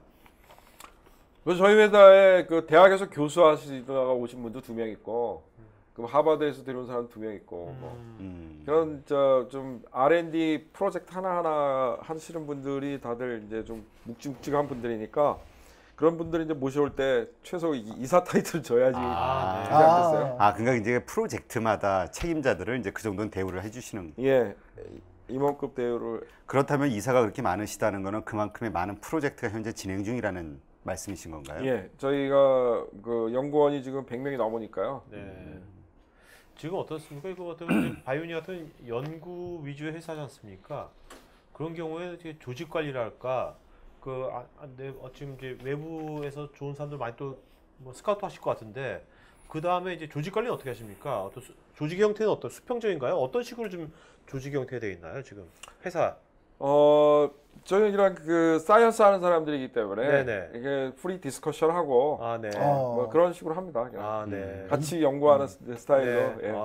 그러니까 조직의 문화가 아주 그냥 일반 회사처럼 하이라키 문화는 좀 아니겠네요. 전혀 아니죠. 오. 전혀 아닙니다. 호칭은 어떻게 부르세요? 호칭은 서로? 뭐 호칭은 무슨 박사 그러죠. 박사끼리만 그럴 거 아니에요. 네. 밑에 직원들. 예. 거기 가면 박사가 대접을 못 받을 것 같은데 너무 근데 많아서. 이제 그 아까 대표님 말씀은 초창기에 이제 밥도 해 먹고 이러면서 이제 하셨다고 했는데 이제 그러다 보면 이제 굉장히 좀 응집력 같은 건 좋으실 수 있는데 근데 또 그 자료 같은 걸 보면 직원들이 평균 근속 연수가 보면 남자들은 3점 몇 년, 같이 남자가 하여튼 평균 4년 정도 돼요. 그러니까 4년 정도 들어와서 이제 군대 한 1.5에 마치고 이제 나가는 이런 양상인데 오랫동안 다니신 분도 계시고요. 네. 그런 이유는 뭔가요? 이 턴오버 레이트, 그러니까 이직률이 높은 그런 이유 같은 게 있나요? 배역특대 많이 뽑으니까요. 네네. 배역특대 끝나고 나서 나가고. 그래서 이제 실리콘밸리에도 저희 이제 그 사무소가 있는데요. 실리콘밸리에 대부분 사람들이 한 3년 정도면은 직장을 옮겨요. 네. 실리콘밸리 이노베이션이 거기서 많이 나오는 것 같아요. 여러 회사를 많이 다니면서 그 많이 경험을 하고 네. 그런 것들이 이제 융합이 돼가지고 새로운 아이디어도 나오고. 어. 그래서 저는 이제 그 회사에 물론 이제 핵심 되는 친구들은 장기적으로 근무하는 친구들이 필요하지만은 또 리서치 쪽이나 이런 쪽에 새로운 프레시한 아이디어를 갖고 있는 사람들이 계속 이렇게 수단이 돼줘야지 네. 회사의 이노베이션이나 이런 것들이 계속 활성화될 수 있다고 생각을 해요. 그러면 제 갑자기 드는 질문인데요. 아까 우리 바이오에 대해서 지금 뭐 새로 창업하려는 그런 분들도 분명히 있잖아요.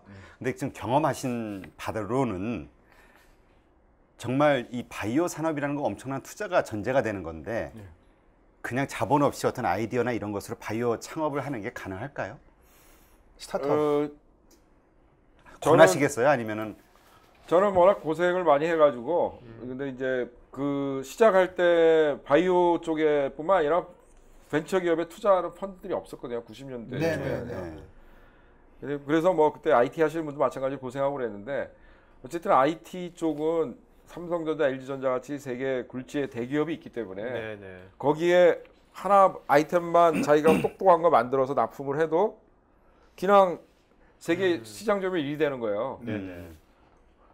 근데 바이오 쪽은 그런 걸 만들어도 그거를 한국에는 팔 데가 없거든요. 네. 해외 나가서 팔아야 돼요. 네. 근데 해외 비슷한 기술이 있으면은 자기 동창이라든가 아는 사람 써주지. 그렇지. 여기 뭐 말도 아. 좀 이게 커뮤니케이션도 좀 안 네. 좋은 애들 그러네요. 거 사다가 쓸 이유가 없잖아요. 어. 예. 그래서 바이오 쪽에서 성공하려면은 글로벌 그 기업들한테 아주 유니크한 그런 기술들 내야 되기 때문에 어. 그만큼 성공하기가 다른 어렵다. IT보다는 훨씬 더 어렵다고 생각이 됩니다. 네. 근데 그걸 하려면 그래서 그래도 그건 반드시 우리가 해야 될 일이고 바이오 산업이 지금 세계에서 제일 큰 산업이거든요. 네. 그 그래서 지금 우리나라가 지금 예. 전자 같은 경우는 지금 사실 세계 1위가 됐잖아요. 네. 뭐 조선도 그렇고 뭐 그런데 네. 그러면 지금 바이오 쪽도 지금 앞으로는 그러면 어떤 세계적으로 경쟁력 있는 회사들이 많이 나올 거라고 보시는지, 만약 보신다면 그 이유는 뭔지 지금. 아까 길리아드 얘기를 했지만은 새로운 신약이 하나 나와가지고 세계 12 제약회사까지 갔거든요. 네. 그리고 이제 그 쇼텀에서 이 바이오 회사들은 굉장히 그 턴오버가 느린 것 같지만은 롱텀으로 보면은 그 턴오버가 굉장히 많이 일어납니다. 네. 왜냐? 패턴트 클립이라는 게 있거든요. 음. 20년 되면은 특허가 끝나잖아요. 네, 네. 네. 케미칼 드락은 가격이 100분의 1로 떨어집니다. 네. 음. 제너릭이 나오면서 중국, 네. 인도에서 이제 다 누구나 만들 수가 있고요. 만들죠. 네, 네. 그러면은 그 특허가 끝나기 전에 현재 치료제가 좋은 게 없는 거에 대한 새로운 신약을 만들어야지만이 그 성장세를 유지가 유지할 수가 되죠. 있고 네, 네네. 네. 반대로 이제 그거를 신생 벤처 회사가 그걸 개발을 했다 그러면은 그 자리를 대체하는 겁니다. 어. 아날로그를 디지털이 대체했듯이 예. 전자산업의 케이스도 바이오에서 나올 수 있다는 예. 말씀이네요. 그러니까 저는 뭐 아시아 쪽이 이제 우리가 알리바바가 네. 이제 그렇게 될 줄 상상을 잘 못했잖아요. 그렇죠. 네네. 그렇죠. 이제 그런 변화들이 그 바이오 쪽에서도 일어나길 기대를 해봐야죠 우리가. 네, 네. 그러면 그런 상황에서 대표님이 가지고 있는 어떤 개인적인 어떤 목표, 예. 뭐 야망 이런 게 있다면 어떤 게 있을까요? 뭐 당연히 세계 1위 제약회사 만드는 거죠. 아, 네. 제약회사로 제약이요. 보시는 건가요? 바이오가 아니라 제약. 둘이 예. 같이 가나요 지금은요? 제약하고 바이오가요? 지금은 세계에서 제일 많이 팔린 약이 그 120억 달러 팔린 약이 항체 의약품, 바이오 의약품입니다. 네. 음. 과거에는 지금 이제 뭐 그 케미칼 드락들이 이제 많이 있었는데 케미칼 드락들 개발하는 것보다 지금은 이제 예. 네. 그 지금까지 이제 주로 저희가 말씀 나눈 거는 이제 본인이 사업하는 거 뭐 이런 등으로 이제 말씀 나누는데 좀 관점을 바꿔서 아버지나 엄마 입장에서 어떤 사례냐면 미국에 있는 그 약학과를 나온 아버지인데 딸이 셋이 있는데 전부 바이오로 보냈어요. 예. 근데 미국에서 바이오가 별로 재미가 없다고 예. 네 그렇게 얘기를 하는데 부모의 입장이라면 그 어떤 식으로 자기 자녀들에게 팁을 줄 수 있을지 바이오와 관련해서 저는 뭐 강력하게 강추하죠. 네. 그래서 딸내미도 지금 MIT 에 다니는데 바이오 쪽 하라고 계속 많이 하고 있고요. 네. 근데 뭐 하기 싫은 사람 강제로 시킬 수는 없는 거고. 네네 그래서 바이오 쪽이 지금 제 생각에는 IT보다는 훨씬 유망하다고 생각합니다. 네. 역으로요? 예. 네네. 그러니까 IT는 이제 거의 뭐 세츄레이션 포인트까지 갔다고 보거든요. 네네. 근데 이제 유망한 바이오 쪽을 공부하려면 일단 화학이 중요하다. 그죠? 화학도 중요하고요. 네. 하나 더 중요한 거는 지금 이제 바이오가 컴퓨터 쪽을 IT하고 같이 가야 되니까. 네. 그러니까 IT하고 화학하고 그 바이오하고 다 공부해야지. 그래서 되게 골치 아픈 분야예요. 아, 네, 네. 예, 왜냐하면 요즘은 옛날에 이제 뭐 실험실에 가서 바이오 쪽에서 이렇게 맨날 실험하고 그랬는데 스탠포드 이런 데 가보면은 실험하는 시간보다 한 3분의 2는 다 컴퓨터 앞에 이걸 하는 달라붙어가지고 분석을 하는군요. 예. 설계나 분석? 옛날에 이제 그렇게 생각하시면 됩니다. 옛날에 뭐 전작가 가면은 땜질 옛날에 맨날 했었잖아요. 네, 네. 근데 지금 전작가 가서 뭐예요? 맨날 그 캐드 그거 하잖아요. 전자제어 그러니까 컨트롤하죠. 칩 설계하고 네, 그러는 네, 거예요. 네. 그거만 하잖아요. 지금도 네. 마찬가지로 이제 전부 디자인하고 네. 바이오포메틱스라는 학문이 이미 바이오 학과의 교육 과정에 있어서 한 반 정도 중요한 비중을 차지하고 있습니다. 그러면 이제 부모 입장을 다시 한번 말씀을 여쭤본다면 그 의대를 보내는 사람들이 많단 말씀이죠. 그러니까 의대 보내고 전국에 뭐 1% 2% 되면 다 의대를 보내려고 하는데 의대하고 만약에 자제분이 한 분 더 있어서 의대 바이오 어느 쪽으로? 당연히 바이오 보내죠. 당연히 바이오. 의대 보내면은 저기 뭐요? 저 의대는 어떻게 보면은 그 테크니션들 양성하는 데잖아요. 아, 그렇죠. 야. 네. 의사 루틴하게 선생님들도 프랙티션 기분 하는 나빠하겠다 사람들이잖아요. 의사 선생님들이. 근데 의사들이 다 알고 계시죠 지금? 말씀하신 근데요 사람. 지금 되게 중요한 포인트인 게 우리가 사실 그 소식 쪽으로 요새 의대만 가려고 하는데 어떻게 보면 그 화학과가 앞으로 되게 유망할 수 있다는 생각이 드네요. 지금 요새 수학과도 되게 많이 떴거든요. 옛날에 비해가지고. 왜냐면 이제 빅데이터라든지 분석 때문에 많이 떴는데 화학과도 되게 앞으로도 화학과 지금도 떴습니까? 이미 떴어요. 지금 화학과를 화학과 가면 취직 잘 됩니다. 네. 그래요? 그 연봉도 세고요. 네. 바이오보다 훨씬 셉니다. 화학과 자, 그러면 이제 뭐 경영자시니까 그동안 이제 20년 넘게 회사 운영하면서 가장 힘들었던 때는 언제였습니까? 가장 힘들었을 때. 정말 이때 정말 힘들었다. 힘들었을 때는 아무래도 이제 그 뭐 원래 좋아서 하는 일이니까 힘들어도 힘든지 모르고 이제 일하는 것 자체가 재밌습니다. 네네. 근데 이제 그 뭐 어느 기업을 하던 사람이든 꼭 겪게 되는 게 자기가 진짜 믿고 맡겼던 사람들한테 이제 뒤통수 맞았을 때, 네네. 네. 그랬을 때가 좀 힘들었죠. 그래서 동생이 회사에서 합류했군요. 그래서요. 뭐, 동생 임원으로 계시잖아요. 그거는 뭐 그것 때문에 그런 건 아니고요. 네네. 제가 이제 그 IT하고 이 바이오하고 미국의 그 실리콘밸리에서 80년대 생명과학 생길 때 IT하고 같이 만들어졌거든요. 네. 그래서 지금 많은 미국의 바이오 기업들은 그 보드 멤버들 중에 전자공학이나 기계공학 전공한 사람들이 많아요. 그래서 동시에 어떤 새로운 그 장비나 이런 것들 만들면서 새로운 기술 개발하면서 이렇게 왔거든요. 네네. 근데 우리나라 워낙 그 전자 쪽이 세니까 불러도 아무도 안 와요. 그래서 동생으로 잡아온 겁니다. 동생이 지금 LG전자에 있었거든요. 말씀 들어보니까 어떻게 보면 우리나라가 지금 전자 쪽이 세잖아요. 네. 그러니까 센 그런 인력들이 되게 많은데 그런 인력들하고 지금 대표님처럼 원래 이제 화학이나 바이오 쪽을 했던 분들 이런 분들이 잘 융합이 되면 되게 좋은 시너지가 날 수 있겠네요. 네. 근데 지금 만나서 이제 얘기하면은 랭귀지가 틀려가지고 그렇죠. 네. 코드가 다르죠. 단어를 이해를 못합니다. 그러니까 그리고 이게 IT하고 바이오하고 다 합쳐서 케미스트리하고 합쳐서 최종적으로 그 엔드포인트 아웃풋이 나오는데 그 아웃풋이 안 나왔을 때는 이게 너 책임이냐 내 책임이냐. 그렇죠. 네네. 그러니까 양쪽을 다 알고서 교통 정리를 해줄 수 있어야 되는데 그게 안 되면은 맨날 싸움만 하고 아무것도 안 됩니다. 그런 면에서 한번 뭐 나중에 기회가 되시면 교육을요. 그러니까 이제 7대 테크놀로지에서 BT나 NT 이런 걸 했던 때가 이제 10여 년 전이잖아요. 미국 같은 데는 최근에 얘기를 들어보면 죄송합니다 이거. 그쪽은 이제 그 MIT나 이런 데서 보면 한 분야 공부를 하지 않고 이게 통합 공부를 한다는 말씀이죠. 지금 말씀하신 대로 IT, BT 그다음에 거기에 이제 뭐 케미 영국도 그렇죠. 다 그런 식으로 디파트먼트 오브 엔지니어링 이렇게 돼가지고. 근데 이제 한국은 이제 한 분야로만 가고선 그다음에 이제 나중에 그 제한돼 있는 쪽 이 길이 아닌가 비하면 벌써 40살 이렇게 돼 보이면 너무 안타까운 건데 그거에 대한 부분은 이제 대한민국의 리딩 그 벤처이시니까 그걸 한번 통합할 수 있는 쪽으로 한번 기회를 제공해 주시는 아이디어 주시면 좋을 것 같은 느낌이. 그래서 저는 그래서 지금 우리나라 그 교육이 참 그 걱정이에요, 저는. 그러니까 미국이 지금 이렇게 세계적으로 노벨상도 끄고 그 첨단 산업 분야에서 계속 새로운 그 혁신 기업들이 나오는 게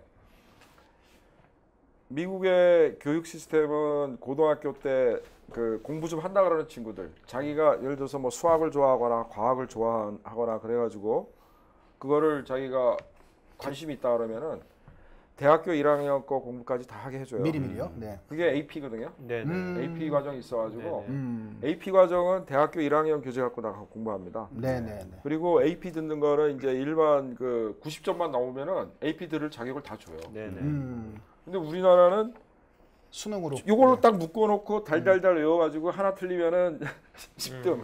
네. 90점 넘으면은 다음 단계로 넘어갈 수 있게끔 기회를 줘야 되거든요.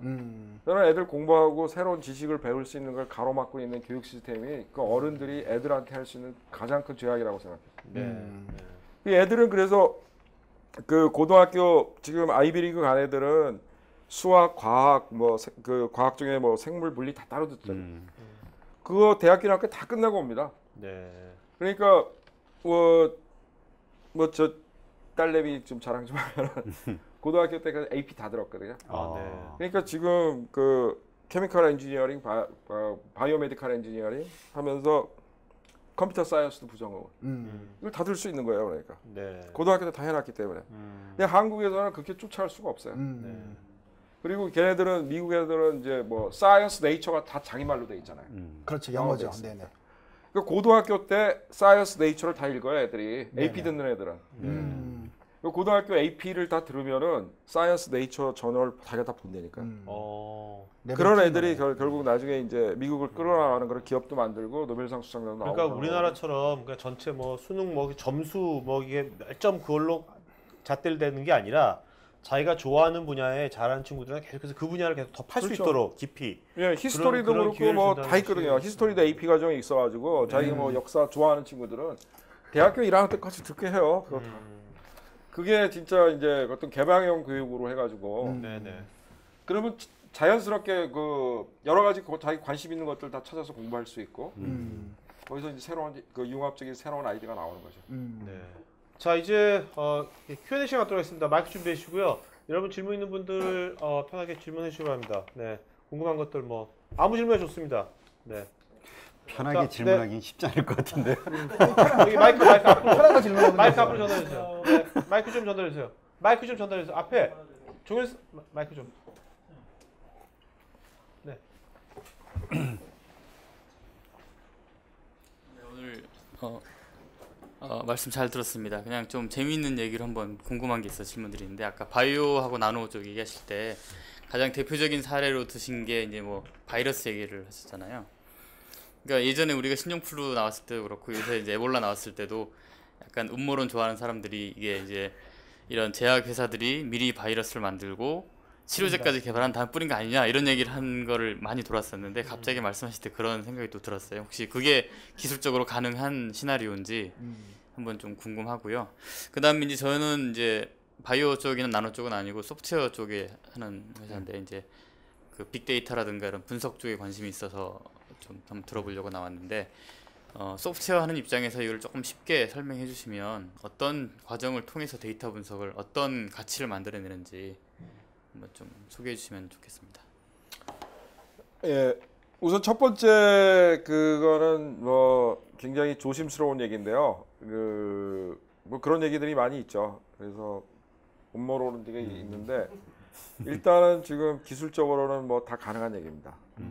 기술적으로는 바이러스는 실제 뭐 미군 연구소에서 그 사스 바이러스도 합성해서 만들었고요.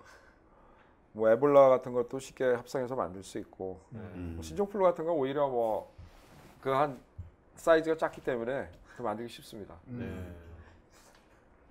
그리고 이제 그 치료제 같은 것도 뭐 그 바이러스 아이솔레이션 되고 나면 치료제를 빨리 개발할 수 있고 스크리닝 할 수 있고 그런데 그런 일들이 이제 충분히 일어날 수 있는데 그런 일들이 만일에 이제 기업이나 이런 짝에서 만일에 그 일을 했다가 그게 이제 드러나게 되면 그 기업을 완전히 문 닫아야죠. 그렇기 때문에 저는 이제 그런 일들을 테러 집단이나 이런 데서 지금 이제 충분히 할 수 있는 일이라고 생각이 되는데 기술이 발전하면 발전할수록 그런 일들이 점점 더 쉬워지거든요. 그렇죠. 그렇지. 지금은 이제 어느 정도 규모가 되는 회사들은 그런 일들을 할 수가 있습니다.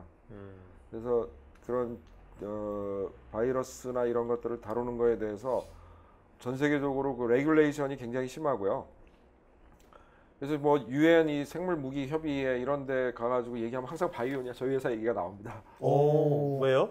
진단. 왜냐하면 저희는 지금 92년부터 해가지고 DNA 합성 원료부터 해서 그 바이러스 만들 수 있는 대규모 그런 설비를 자체적으로 다 갖고 있기 때문에 버티컬로 네네. 다 가지고 그런 걸 할 계시군요. 수 있는 아, 굉장히 그 요즘이 위험한 회사. CIA에서 저희 회사 계속 사찰하고 감시하고 있을 겁니다. 오, 야, 그러면 대전에 지금도 저 위성이 위성에서 우리 보는 거 아니에요? 위성에서 지금? 어? 네, 뭐 근데 하여튼 저희 회사에서도 그리고 유전자 합성 주문을 해서 만들어 주는데 뭐 그런 바이러스뿐만 아니라 아주 독소들 있잖아요. 네네. 보tulium 같은 거 우리 보톡스 있죠. 네네네. 보톡스 같은 거 뭐 1마이크로라이면 사망합니다, 그냥. 1마이크로라이면 사망이거든요. 그런 것들 유전자로 다 보톡스 만들어낼 수 있거든요. 그래서 지금까지 알려진 모든 그 바이러스나 독소 유전자에 대한 건 저희가 데이터베이스를 따로 구축을 해가지고 딱 들어오면은 그 스크리닝을 다 합니다. 소프트웨어가 자동으로. 그래서 독소 유전자가 나오면은 그런 것들은 이게 어디 테러 집단이나 아니면 이상한 데서 온 건지 아니면은 뭐 정부 질병관리본부라든가 뭐 이런 그 대학병원이라든가 이런 데 연구용으로 온 건지 다 컨펌한 다음에 그다음에 만들어 줍니다. 네. 그래서 그거는 이제 그 유전자 합성하는 회사들이 세계적으로 한 4회사 정도 있는데요. 저희 포함해서. 4개밖에 안 돼요? 야, 대단하다. 규모가 되는 데 가요. 야. 그래서 이제 그 회사들끼리 이제 그런 룰을 만들어 가지고 그걸 하고 있습니다. 어디입니까? 4개 회사가 뭐 전 세계에서. 그 중국에는 진스크립트라는 회사가 있고요. 중국에, 네. 미국에 이제 그 DNA 2.0이라는 회사가 있고, 네. 그다음에 라이프 테크놀로지라는 회사, 네. 그거 독일 회사 인수한 건데요. 네, 네. 뭐 그 회사하고 이제 시애틀에 그 빌 게이츠가 밀어주고 있는 그 블루헤론이라는 회사가 있어요. 네. 그 회사 정도. 야, 그래도 전 세계 우리 바이오니아가 유전자 합성에 5대 기업 창단하니까 박수 부탁드려요. 어우, 대단하다. 우리나라 이런 회사 있다는 게. 빅데이터는 어떻게 연결이 되나요? 그래서 아까 빅데이터하고 이제 지금 이 바이오인포메틱스 쪽이라는 게 유전자 정보가 AGTC 4가지로 구성이 되어 있잖아요. 그래서 실제로 이제 우리가 거꾸로라고 보시면 됩니다. 우리는 지금 이제 일반 컴퓨터웨어는 사람이 쉽게 쓸 수 있는 랭귀지로 써가지고 최종적으로 바이너리 코드로 다 디코딩하는 거잖아요. 근데 생명체는 이제 그 40억 년 동안 진화를 해오면서 코드들 우리가 읽어낼 수 있는 거는 바이너리 코드, 그러니까 AGTC 염기서열 배열밖에 모르거든요. 근데 그게 결국은 어떤 단백질을 코딩하고 그게 어떻게 조절이 되고 크게 이제 이 구조적으로 유전자를 딱 분석을 하면 이게 단백질을 만들 유전자 시퀀스인지 아닌지 다 알 수가 있습니다. 그럼 그 앞에 있는 그걸 조절해주는 스위치 유전자들이 있거든요.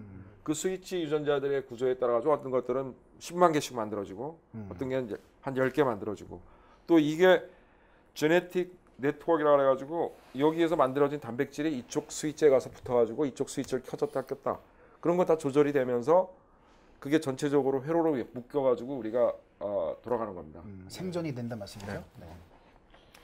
그런 거에 대한 정보들을 다 해석하는 것들이 이제 그 바이오인포메틱스고요.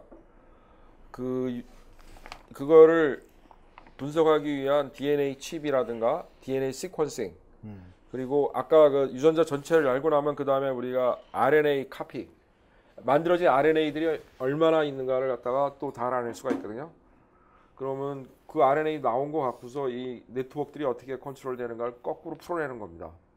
그래서 아주 그 휴먼 지놈 프로젝트 이후에 세계적인 고수들, 수학자들, 뭐 통계학자들 이런 사람이 많이 붙어가지고 네. 엄청난 일들을 해놨어요 지금. 그래서 바이오인포매틱스는 진짜 그 천재들이 많이 하고 있습니다. 자, 또 다른 질문. 네.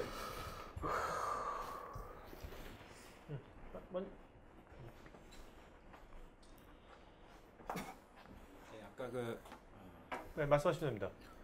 로쉬를 이제 어떻게 보면 목표 회사라고 보셨는데 현실적으로 제가 보기엔 지금 현재 미국 LI램이나 캐나다의 테크미라 예. 또 에로헤드 같은 회사가 실질적인 경쟁 회사라고 저는 생각을 하는데 예. 그쪽에서도 실제 그 ALN, VSP 같은 거 그 올해 인상을 했고요. 내년에 임상 이상 시작할 거고 예. 테크미라랑 같이 하고 있고요. 네. 그리고 에로헤드도 뭐 아까 얘기하신 저기 HBV 지금 타고 있죠. 예, HBB 하고 있고요. 근데 그런 회사들하고 어떤 경쟁력을 비교한다면 어느 정도라고 생각을 하시는지 특정 분야는 이제 겹치는 분야도 있으시고요. 그 부분은 이제 그 회사들은 지금 1세대라고 생각하고 있고요. 저희는 이제 세컨드 제너레이션이라고 생각하는 게 테크미라 기술이 사실은 지금 엘라일럼 기술하고 같은 기술이거든요. 지금 바뀌지 않았습니까? ESC 간락으로 대체를 해나가고 있는데.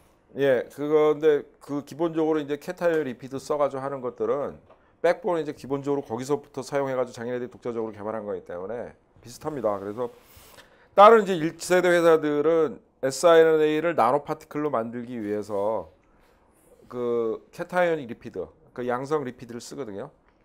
그래서 그 자체가 지금 그 자가 면역 시스템을 굉장히 자극을 합니다. 캐타이언 리피드가 siRNA 자체도 자가 면역 시스템. 그 우리 톨라이크 리셉터라는 게 있는데 7번하고 3번하고 각각 다른 거로 시너지를 작용하기 때문에 그 예를 들면은 이번에 에볼라 터지면서 그 사실 미군에서 에볼라 프로젝트를 여러 개를 지원했는데 네. 테크미라에 지원한 게 1억 4천만 불을 지원했거든요. 에볼라 치료제 개발하는 걸. 근데 임상 1상에서 하다가 스탑이 됐어요. 그래서 임상 1상에서 이렇게 투여량을 늘리면서 도스 에스컬레이션 테스트를 하잖아요. 0.05g부터 해가지고 0.5g까지 높였을 때 위험할 수준의 그 사이토카인 스톰이 와가지고 거기서 스탑을 했거든요. 그래서 더 이상 진행을 못 나갔는데 이게 0.5g입니다. 0.5mg per kg. 근데 저희가 지금 한 거는 100mg per kg으로 우리가 28일 반복 투여했을 때 전혀 독성이 없습니다. 그러니까 저희 거는 그래서 완전 차별화된 1세대 거하고는 완전 차별화된 거기 때문에 지금 siRNA 쪽에 새로운 그 패러다임 만들어 나갈 수 있을 거라고 지금 자신하고 있습니다. 거기 아까 말씀하신 질문하신 분은 뭐 어디 세마이RNA요. 어떤 분야에 계신 분이에요?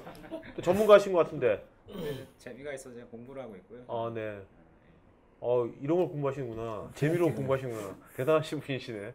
그거 뭐 얼라일럼이 워낙 지금 주목을 많이 받고 있고, 네. 그러니까 이게 지금까지 의약품 개발을 보면은 80년대 이전까지는 이제 전부 화학약품으로만 약을 만드는 걸 알았어요. 예, 아니면 예. 천연물, 석유에서 나온 거죠. 네. 천연물이나 화학약품 신물질, 합성해가지고 예. 만드는 거였고, DNA 제조학 기술이 나오면서 단백질을 우리가 마음대로 만들 수 있잖아요. 네. 그래서 뭐 인슐린이나 인터페론, EPO 이런 거 나오면서 암제니, 제넨텍 이런 회사들이 딱 뜬 겁니다. 네.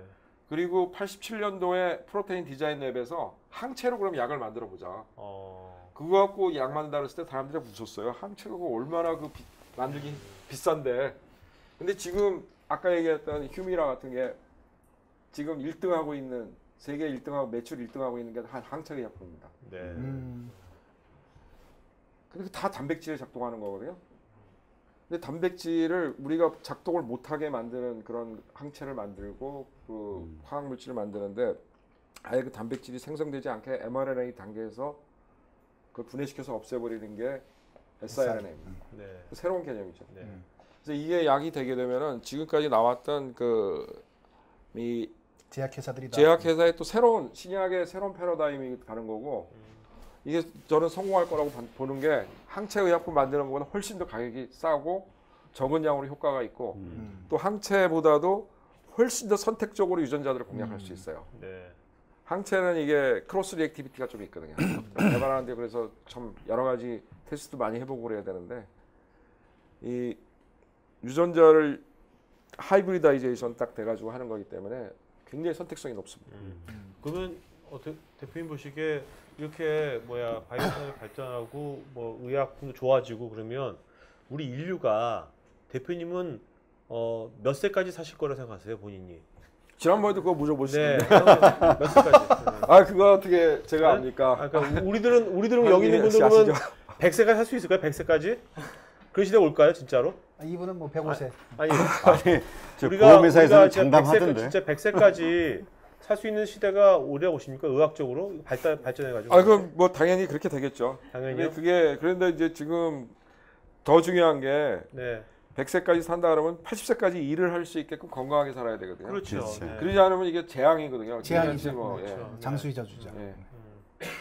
그래서 건강하게 오래 사는 거 그게 이제 그 할 수 있는 거고. 그게 아무래도 이쪽 선구자시니까 트렌드가 보이실 거 아닙니까? 지금 이제 이렇게 어떤 의학이라든지 그런 쪽에 이런 것이 같이 이제 응용이 된다면 인류가 진짜 수명이 진짜 100세까지 건강하게 사는 그런 시대가 여기 있는 우리 애들 말고 여기 있는 분들의 이제 가능할 건지 어떻게 보세요, 그냥? 그래서 뭐 장수의학이 제 분야가 아니라서 그뭐 확실하게 말씀 못 드리겠지만은 네. 현재 지금 많은 분들이 돌아가시는 원인이 암입니다. 암이죠. 네. 예. 근데 암은 앞으로 한 10년 지나면 무좀같이 될 거예요. 아. 진짜로요? 네, 그냥 그래요? 무좀같이가 앓고 사는 겁니다.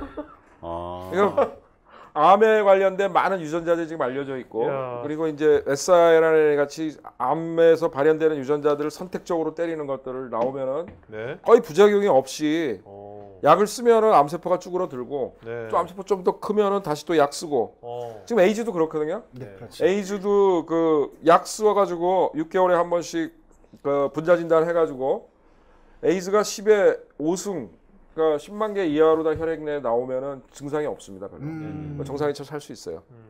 근데 그게 막 올라가면 이제 그 다음부터 막 그냥 사람이 또 다른 여러 개 감염되고 면역력이 없어져가지고 그렇게 되는 건데 그걸로 눌러주는 거죠 컨트롤하고 네. 암세포도 눌러가지고 컨트롤하면은 뭐 무좀 재발하면 무좀약 다시 바르고 야. 이런 식으로 그 암이 컨트롤 될 거 보고 지금 오히려 지금 저희가 하고 있는 그 파이브로시스 폐 섬유화증 같은 게 환경오염이 심해지고 그래가지고 COPD 폐 섬유화증으로 죽는 사람이 2030년 이후에 암으로 죽는 사람보다 더 많을 거로 예상하고 있어요. 네?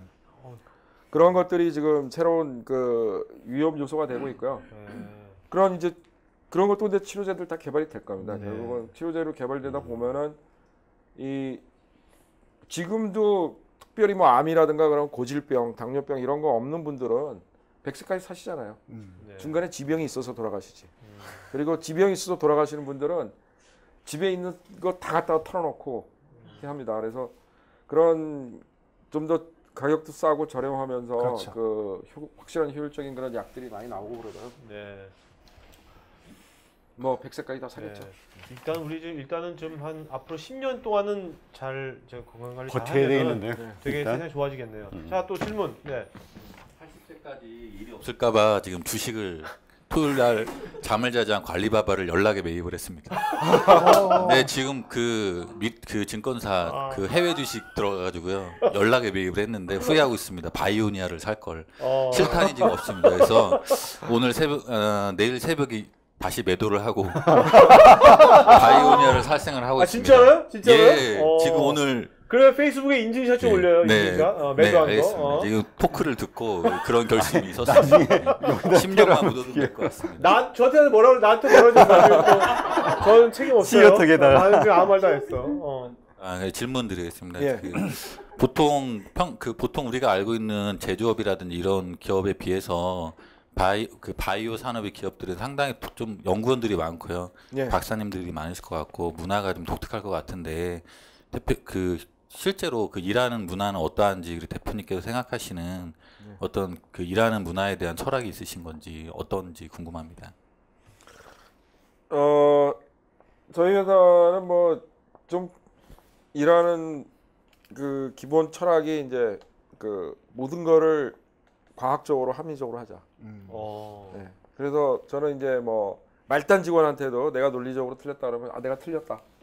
네. 얘기를 합니다. 그리고 토론 이런 그 세미나 시간 같은데 논리적으로 저는 이제 뭐 문제가 터지면은 문제를 해부해서 그거에 최종적으로 설명이 되고 그렇게 해서 넘어가야지 그냥 끝을 보시는군요. 네, 뿌리를 뽑는. 아 그러면 저희 바이오니아 회의 풍경이 좀 이상할 것 같아요. 바이오니아 회의 풍경 그러면 이런 거 아닙니까? 어떤 의견 내면 야 그거 증명해봐 한번 수학적으로 증명해봐 이런 겁니까? 과학적으로 어떻게 하는 겁니까? 그걸 서로 증명을 해봐야 됩니까? 그러면? 증명할 수 있는 거 해봐야죠 끝까지. 증명 못하면 이제 실험을 해봐야 되고요. 아, 네. 그러니까 목소리 큰 사람이 이기는 게 아니네요.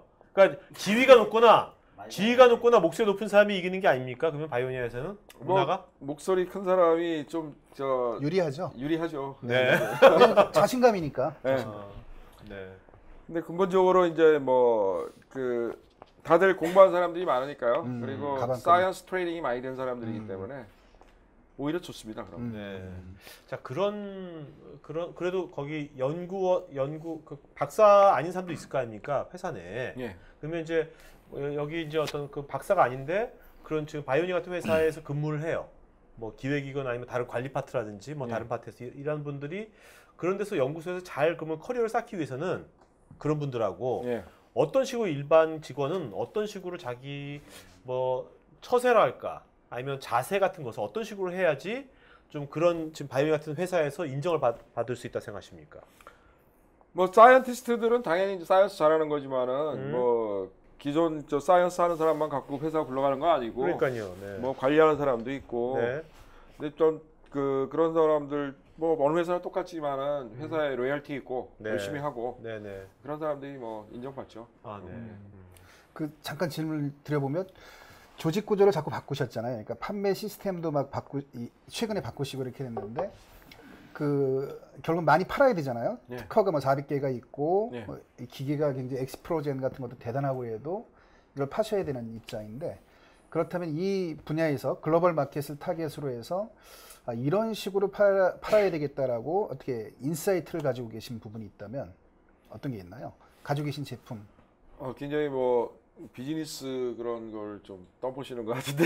아니 뭐 예를 들면 이제 그 세일즈 잘하는 사람을 데리고 와서 판매를 할 건지 아니면 엔지니어들에게 테크니컬한 기술을 세일즈 트레이닝을 시켜가지고 이분들이 가서 세일즈 겸 그다음에 엔지니어 역할을 할 건지 하여튼 뭐 여러 가지 어프로치가 있잖아요. 근데 그 결국은 이제 또 주가가 더 올라가고 더 성과를 보이시려면 매출액이 500억 나오고 1000억 돌파하고 이러면 틀림없이 이제 마켓 캐피탈도 뭐 2조, 3조 이렇게 가실 수 있는 건데 그거 못 넘으면 이제 가다가 이제 이렇게 좀 정치하는 상황이 되실 터인데 하여튼 뭐 그 비즈니스에 대한 어떤 이거를 해야 되겠다라고 생각하시는 부분이 있으실 것 같은데요. 그 저희는 일단은 뭐 저희가 할 수 있는 비즈니스가 있고 글로벌 기업이 할 수 있는 비즈니스가 있기 때문에 지금 비즈니스 크게 두 가지입니다. 그러니까 하나는 이제 우리가 갖고 있는 그 코어 테크놀로지 갖고 글로벌 기업에 라이센싱 하는 거 플랫폼 가지고요. 그 라이센싱 하는 것도 지금 막 여러 개들 진행을 하고 있습니다.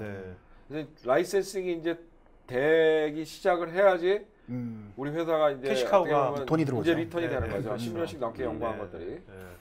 그리고 이제 우리가 나머지 이제 직접 파는 것들은 그 고객들이 대부분 전문가들입니다. 전문가들이다 보니까 그 고객들을 설득할 수 있는 게 영업사원이잖아요. 네, 그렇죠. 고객 설득하려면은 고객들을 어느 정도 수준에 맞는 전문 지식을 갖고 있어야 영업을 하기 때문에 저희 회사 영업사원들은 대부분 이쪽 바이오 전공한 석사급 되는 사람들 많이 있습니다. 네, 알겠습니다. 자, 또 질문 있으신 분, 마이크 좀 드려주시겠어요? 네, 안녕하세요. 말씀 잘 들었습니다. 요새 그 융합의 시대 그래서 뭐 분야 A와 B가 이렇게 합쳐져서 시너지 효과가 나는 그런 게 좀 많이 있는데요. 지금 보시기에 바이오 산업이 좀 어떤 다른 분야와 이렇게 융합이 될 수 있을까요? 가능할까요, 그게? 아주 뭐 중요한 질문 하셨는데요.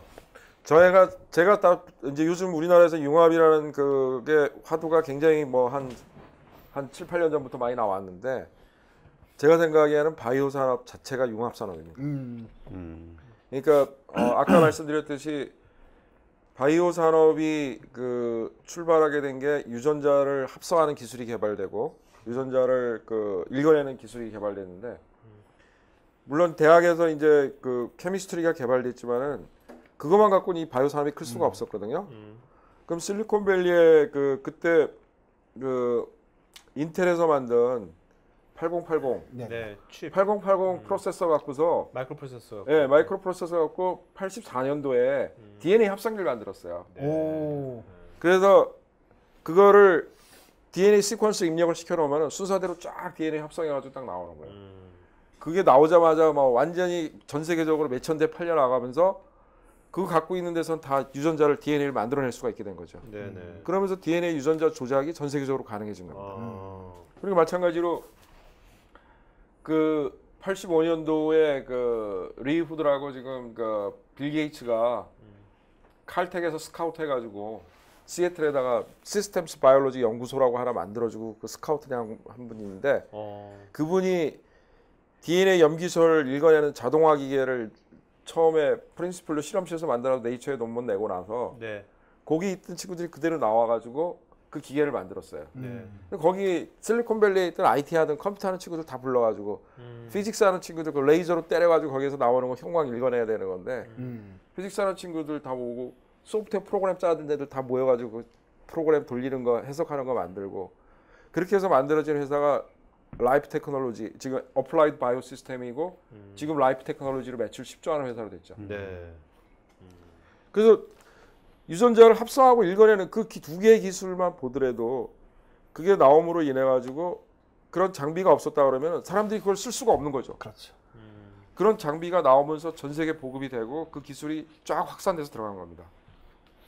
그러니까 장비, IT나 그런 쪽에서 이게 대중화가 된 거네요. 그렇죠. 그러니까, PC하고 똑같은 겁니다. 네. 옛날에 우리 대학 다닐 때는 IBM 360 본부에 있는 거 가지고 키보드 쳐가지고 근데 PC 보급돼 가지고 지금 다 누구나 가지고 결국 셀폰까지 왔는데 네. 이렇게 되면서 지금 이제 그 이 초연결 사회가 만들어진 거 아니에요? 네. 마찬가지로 그 DNA 합성기라든가 시퀀서들이 전 세계에 쫙 보급되면서 유전자 조작 기술이 확 확산이 된 겁니다. 그걸 이용해서 이제 뭐 지금 그게 되니까 그걸 이용해서 각종 약도 만들고 진단도 하고 뭐 이런 산업들이 이제 엄청나게 커진 거죠. 지금 초연결 시대라고 말씀하셨잖아요. 지금 보면 이제 구글 같은 경우가 지금 보면 뭐 무인 자동차도 만들고 뭐 우주 탐험도 한다고 그러고 근데 지금 많은 학자들이 지금 구글이 앞으로 이제 바이오 그 인포메틱스 그래서 우리 정보를 우리 지금 단순하게 뭐 검색 정보가 아니라 우리 생체 정보를 이제 구글이 이제 그걸 다 가져가지고 그걸 갖고 여러 가지 걸 할 거다라고 이제 예상들 많이 하고 있거든요. 그 지금 그러면 그 앞으로 대표님도 구글이 10년 뒤쯤에는 그런 새로운 이런 바이오 쪽에 새로운 형태의 뭔가 서비스와 새로운 형태의 회사가 되리라고 보십니까? 어떻게 보십니까? 구글의 포지션에 대해서. 그거는 저 세계적인 제약회사 머크의 그 CTO, CTO가 자기네 가장 큰 경쟁 상대는 구글이라고 얘기를 하고 그 이유 중에 하나가 이제 약이 지금까지 우리는 네이버는 아니고요. 예? 네이버는 아닙니까? 왜냐하면 또 그게 스토리가 있어요. 네. 그 구글 레리 페이지인가요? 그 네네. 레리 페이지. 예, 그 친구 와이프가 스탠포드에 이제 그 바이오 케미스트리 PhD 한 친구예요. 그리고 그 와이프가 만든 회사가 23andMe. 우리 염색체가 23쌍 있잖아요. 네, 그렇죠. 그 염색체 23쌍과 나라는 거라고 유전자 전체 분석해가지고 그거에 대한 정보를 제공해주는 회사를 만들었어요. 퍼블릭 시로믹스에서도 파이어니어적인 회사인데 그러면은 구글이 생각하기에는 결국 개인별 유전자 차이에 가지고 질병이 생기고 그 사람들에 맞는 약이라든가 이런 거 다 틀다는 거죠. 그러면 지금은 이제 의사들이 보고서 처방하고 그렇게 했는데 결국은 유전자 타입만 다 알고 증상들만 어떤 진단기계 쫙 한번 스캐닝하면은 의사가 필요 없다는 거예요. 그러니까. 그래서 이제 다 최적의 처방이 딱 나오는 거죠. 10년 후에는 의대를 가지 말아야 돼. 지금은 의대 가면 안 되겠네요. 지금 말씀 뭐냐면 수술할 때도 로봇이 수술을 하고요. 그다음에 빅데이터로 의대가 공부 잘해야 돼요. 그걸 만드는 걸 해야죠. 그러니까 그런 걸 의과로 가야 되는 거 아니에요. 근데 이제 구글 말씀을 덧붙여서 말씀을 드리면 삼성그룹이나 삼성전자도 10년 후, 20년 후에는 전자 IT 회사나 전자 회사가 아닐 것이다. 바이오 회사일 가능성이 높다라는 얘기를 누군가 하고 있거든요. 이 부분은 어떻게 생각하시나요? 그래서 제가 들은 정보보다 뭐 지금 삼성이 지금 메디슨도 인수해가지고 뭐 하고 있는데 그게 얼마 갈 거냐. 상당히 사업이 지금 위태위태하다. 뭐 이런 얘기 또 하더라고요. 실제로 그 저는 삼성이 80년대 초부터 바이오 쪽에 투자하다가 한 3, 4년 하다가 중간에 접고 다시 또 시작했다가 접고 이거를 네. 한 대여섯 번 했어요. 아, 지금까지. 네. 근데 아까 했지만 바이오는 기본적으로 비즈니스 텀이 한 15년이 돼야지 네. 투자하는 게 돌아가지고 한 사이클이 돌고 그다음 돌고 나면 계속 돌아가는 거거든요. 네. 네네. 근데 그 사이클을 못 넘어갔어요. 삼성이 아, 한 번도. 네. 근데 모르겠어요. 의료기기는 조금 더 비즈니스 사이클이 짧긴 짧지만은 역시 의료기기도 새로운 거 개발을 해서 시장에 들어가야 되고 새로운 거 개발하게 되면은 임상하고 뭐하고 그래가지고 의료기기도 제대로 그 투자한 거 회수하려면 10년은 걸립니다. 네. 근데 삼성의 경영진들이 10년 동안 투자해가지고 네. 서바이벌 할 수 있을까요? 맞습니다. 삼성의 그 삼성의 DNA는 이런 바이오 쪽이라든지 이런 쪽에는 좀 안 맞는 것 같다. 라는 생각이 드네요. 지금 말씀 들어보면. 네. 자, 또 질문 있어요? 질문. 네네. 드릴게요. 뭐였지? 그 바이오 산업 그 분야를 비전문인들, 그러니까 일반 대중을 위한 좀 컨퍼런스라든가 그런 거를 계획하시고 있는 게 있는지요? 그러니까 IT 같은 경우는 네. 좀 이렇게 IT와 다르게 이 분야는 좀 전문 지식을 많이 갖고 있어야 관심을 좀 갖게 되고 참여를 하게 되는 약간 그런 분야 같거든요. 근데 저는 이게 뭐 저 질문을 좀 다르게 해가지고 왜냐면 우리 같은 저분도 좀 여기 관심 있으니까 여기 오셨을 거 아닙니까? 네. 여기 있는 분들도 지금 비전문가지만 관심이 왔는데 그러면 우리가 이런 이제 바이오 쪽이라든지 이런 네. 쪽에 뭔가 셀프 스터디를 하려면 공부를 하려면 예. 우리가 어떤 식으로 다 바쁜 직장인들이잖아요. 예. 가장 효과적인 좀 그 공부법을 알려주세요. 개념이라든지 컨셉을 잡기 뭐 어떤. 고등학교 생물 교과서 일단 재밌는 거 없습니까? 화학책 아니고요, 화학책. 동영상 없어요? 동영상 같은 거 좀 이렇게 추천한 동영상이라든지 뭐 그런 근데 다큐라든지 뭐 그런 거. 지금 제가 책 그 같은 얘기 거. 하나 해드릴게요. 책, 네. 빌 게이츠가 네. 그 휴가 갈 때 갖고 네. 가는 책이 네? 몰레큘러 바이올로지 오브 더 셀이라는 책이거든요. 그게 한 1200페이지 됩니다. 이렇게 와, 보는데 진짜요? 저도 재밌게 읽었는데 야. 재밌게 읽으셨어요?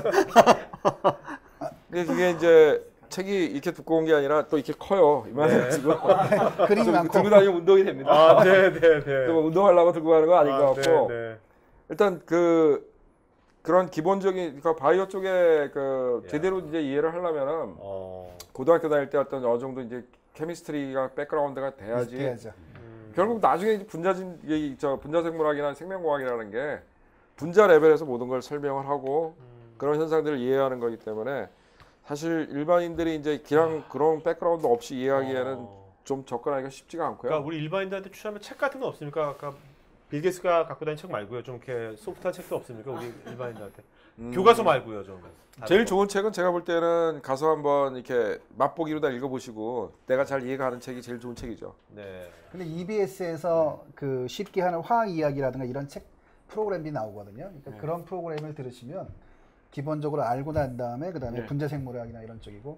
그런데 분자생물학도 결국 수학이 들어가잖아요. 마지막에 깊이 들어가면요. 그래서 바이오인포메틱스 이런 거. 아, 그래 돌아버리던데요. 예. 자, 또 질문 없어요? 질문 없으시면 오늘 여기까지 마치겠고요. 네. 지금 다음 주 방송은요. 다음 주는 30년 동안 세계적인 거울과 시계만 파신 회사입니다. 되게 세계적으로 유명한 스타양행이라고 여기 전문 기업입니다. 김영석 CEO님 모셨습니다. 네. 자, 오늘 일단 수고해주신 두 분의 MC분들 박수 부탁드리겠습니다. 네. 수고하셨습니다. 자, 그다음에 대표님 마지막 한 말씀 마치고 하죠. 네. 네, 긴 시간 동안 경청해 주셔서 감사드리고요. 또 우리 고피디님한테 좋은 자리 초청해 주셔서 감사드립니다. 뭘요? 네. 수고하셨습니다. 수고하셨습니다.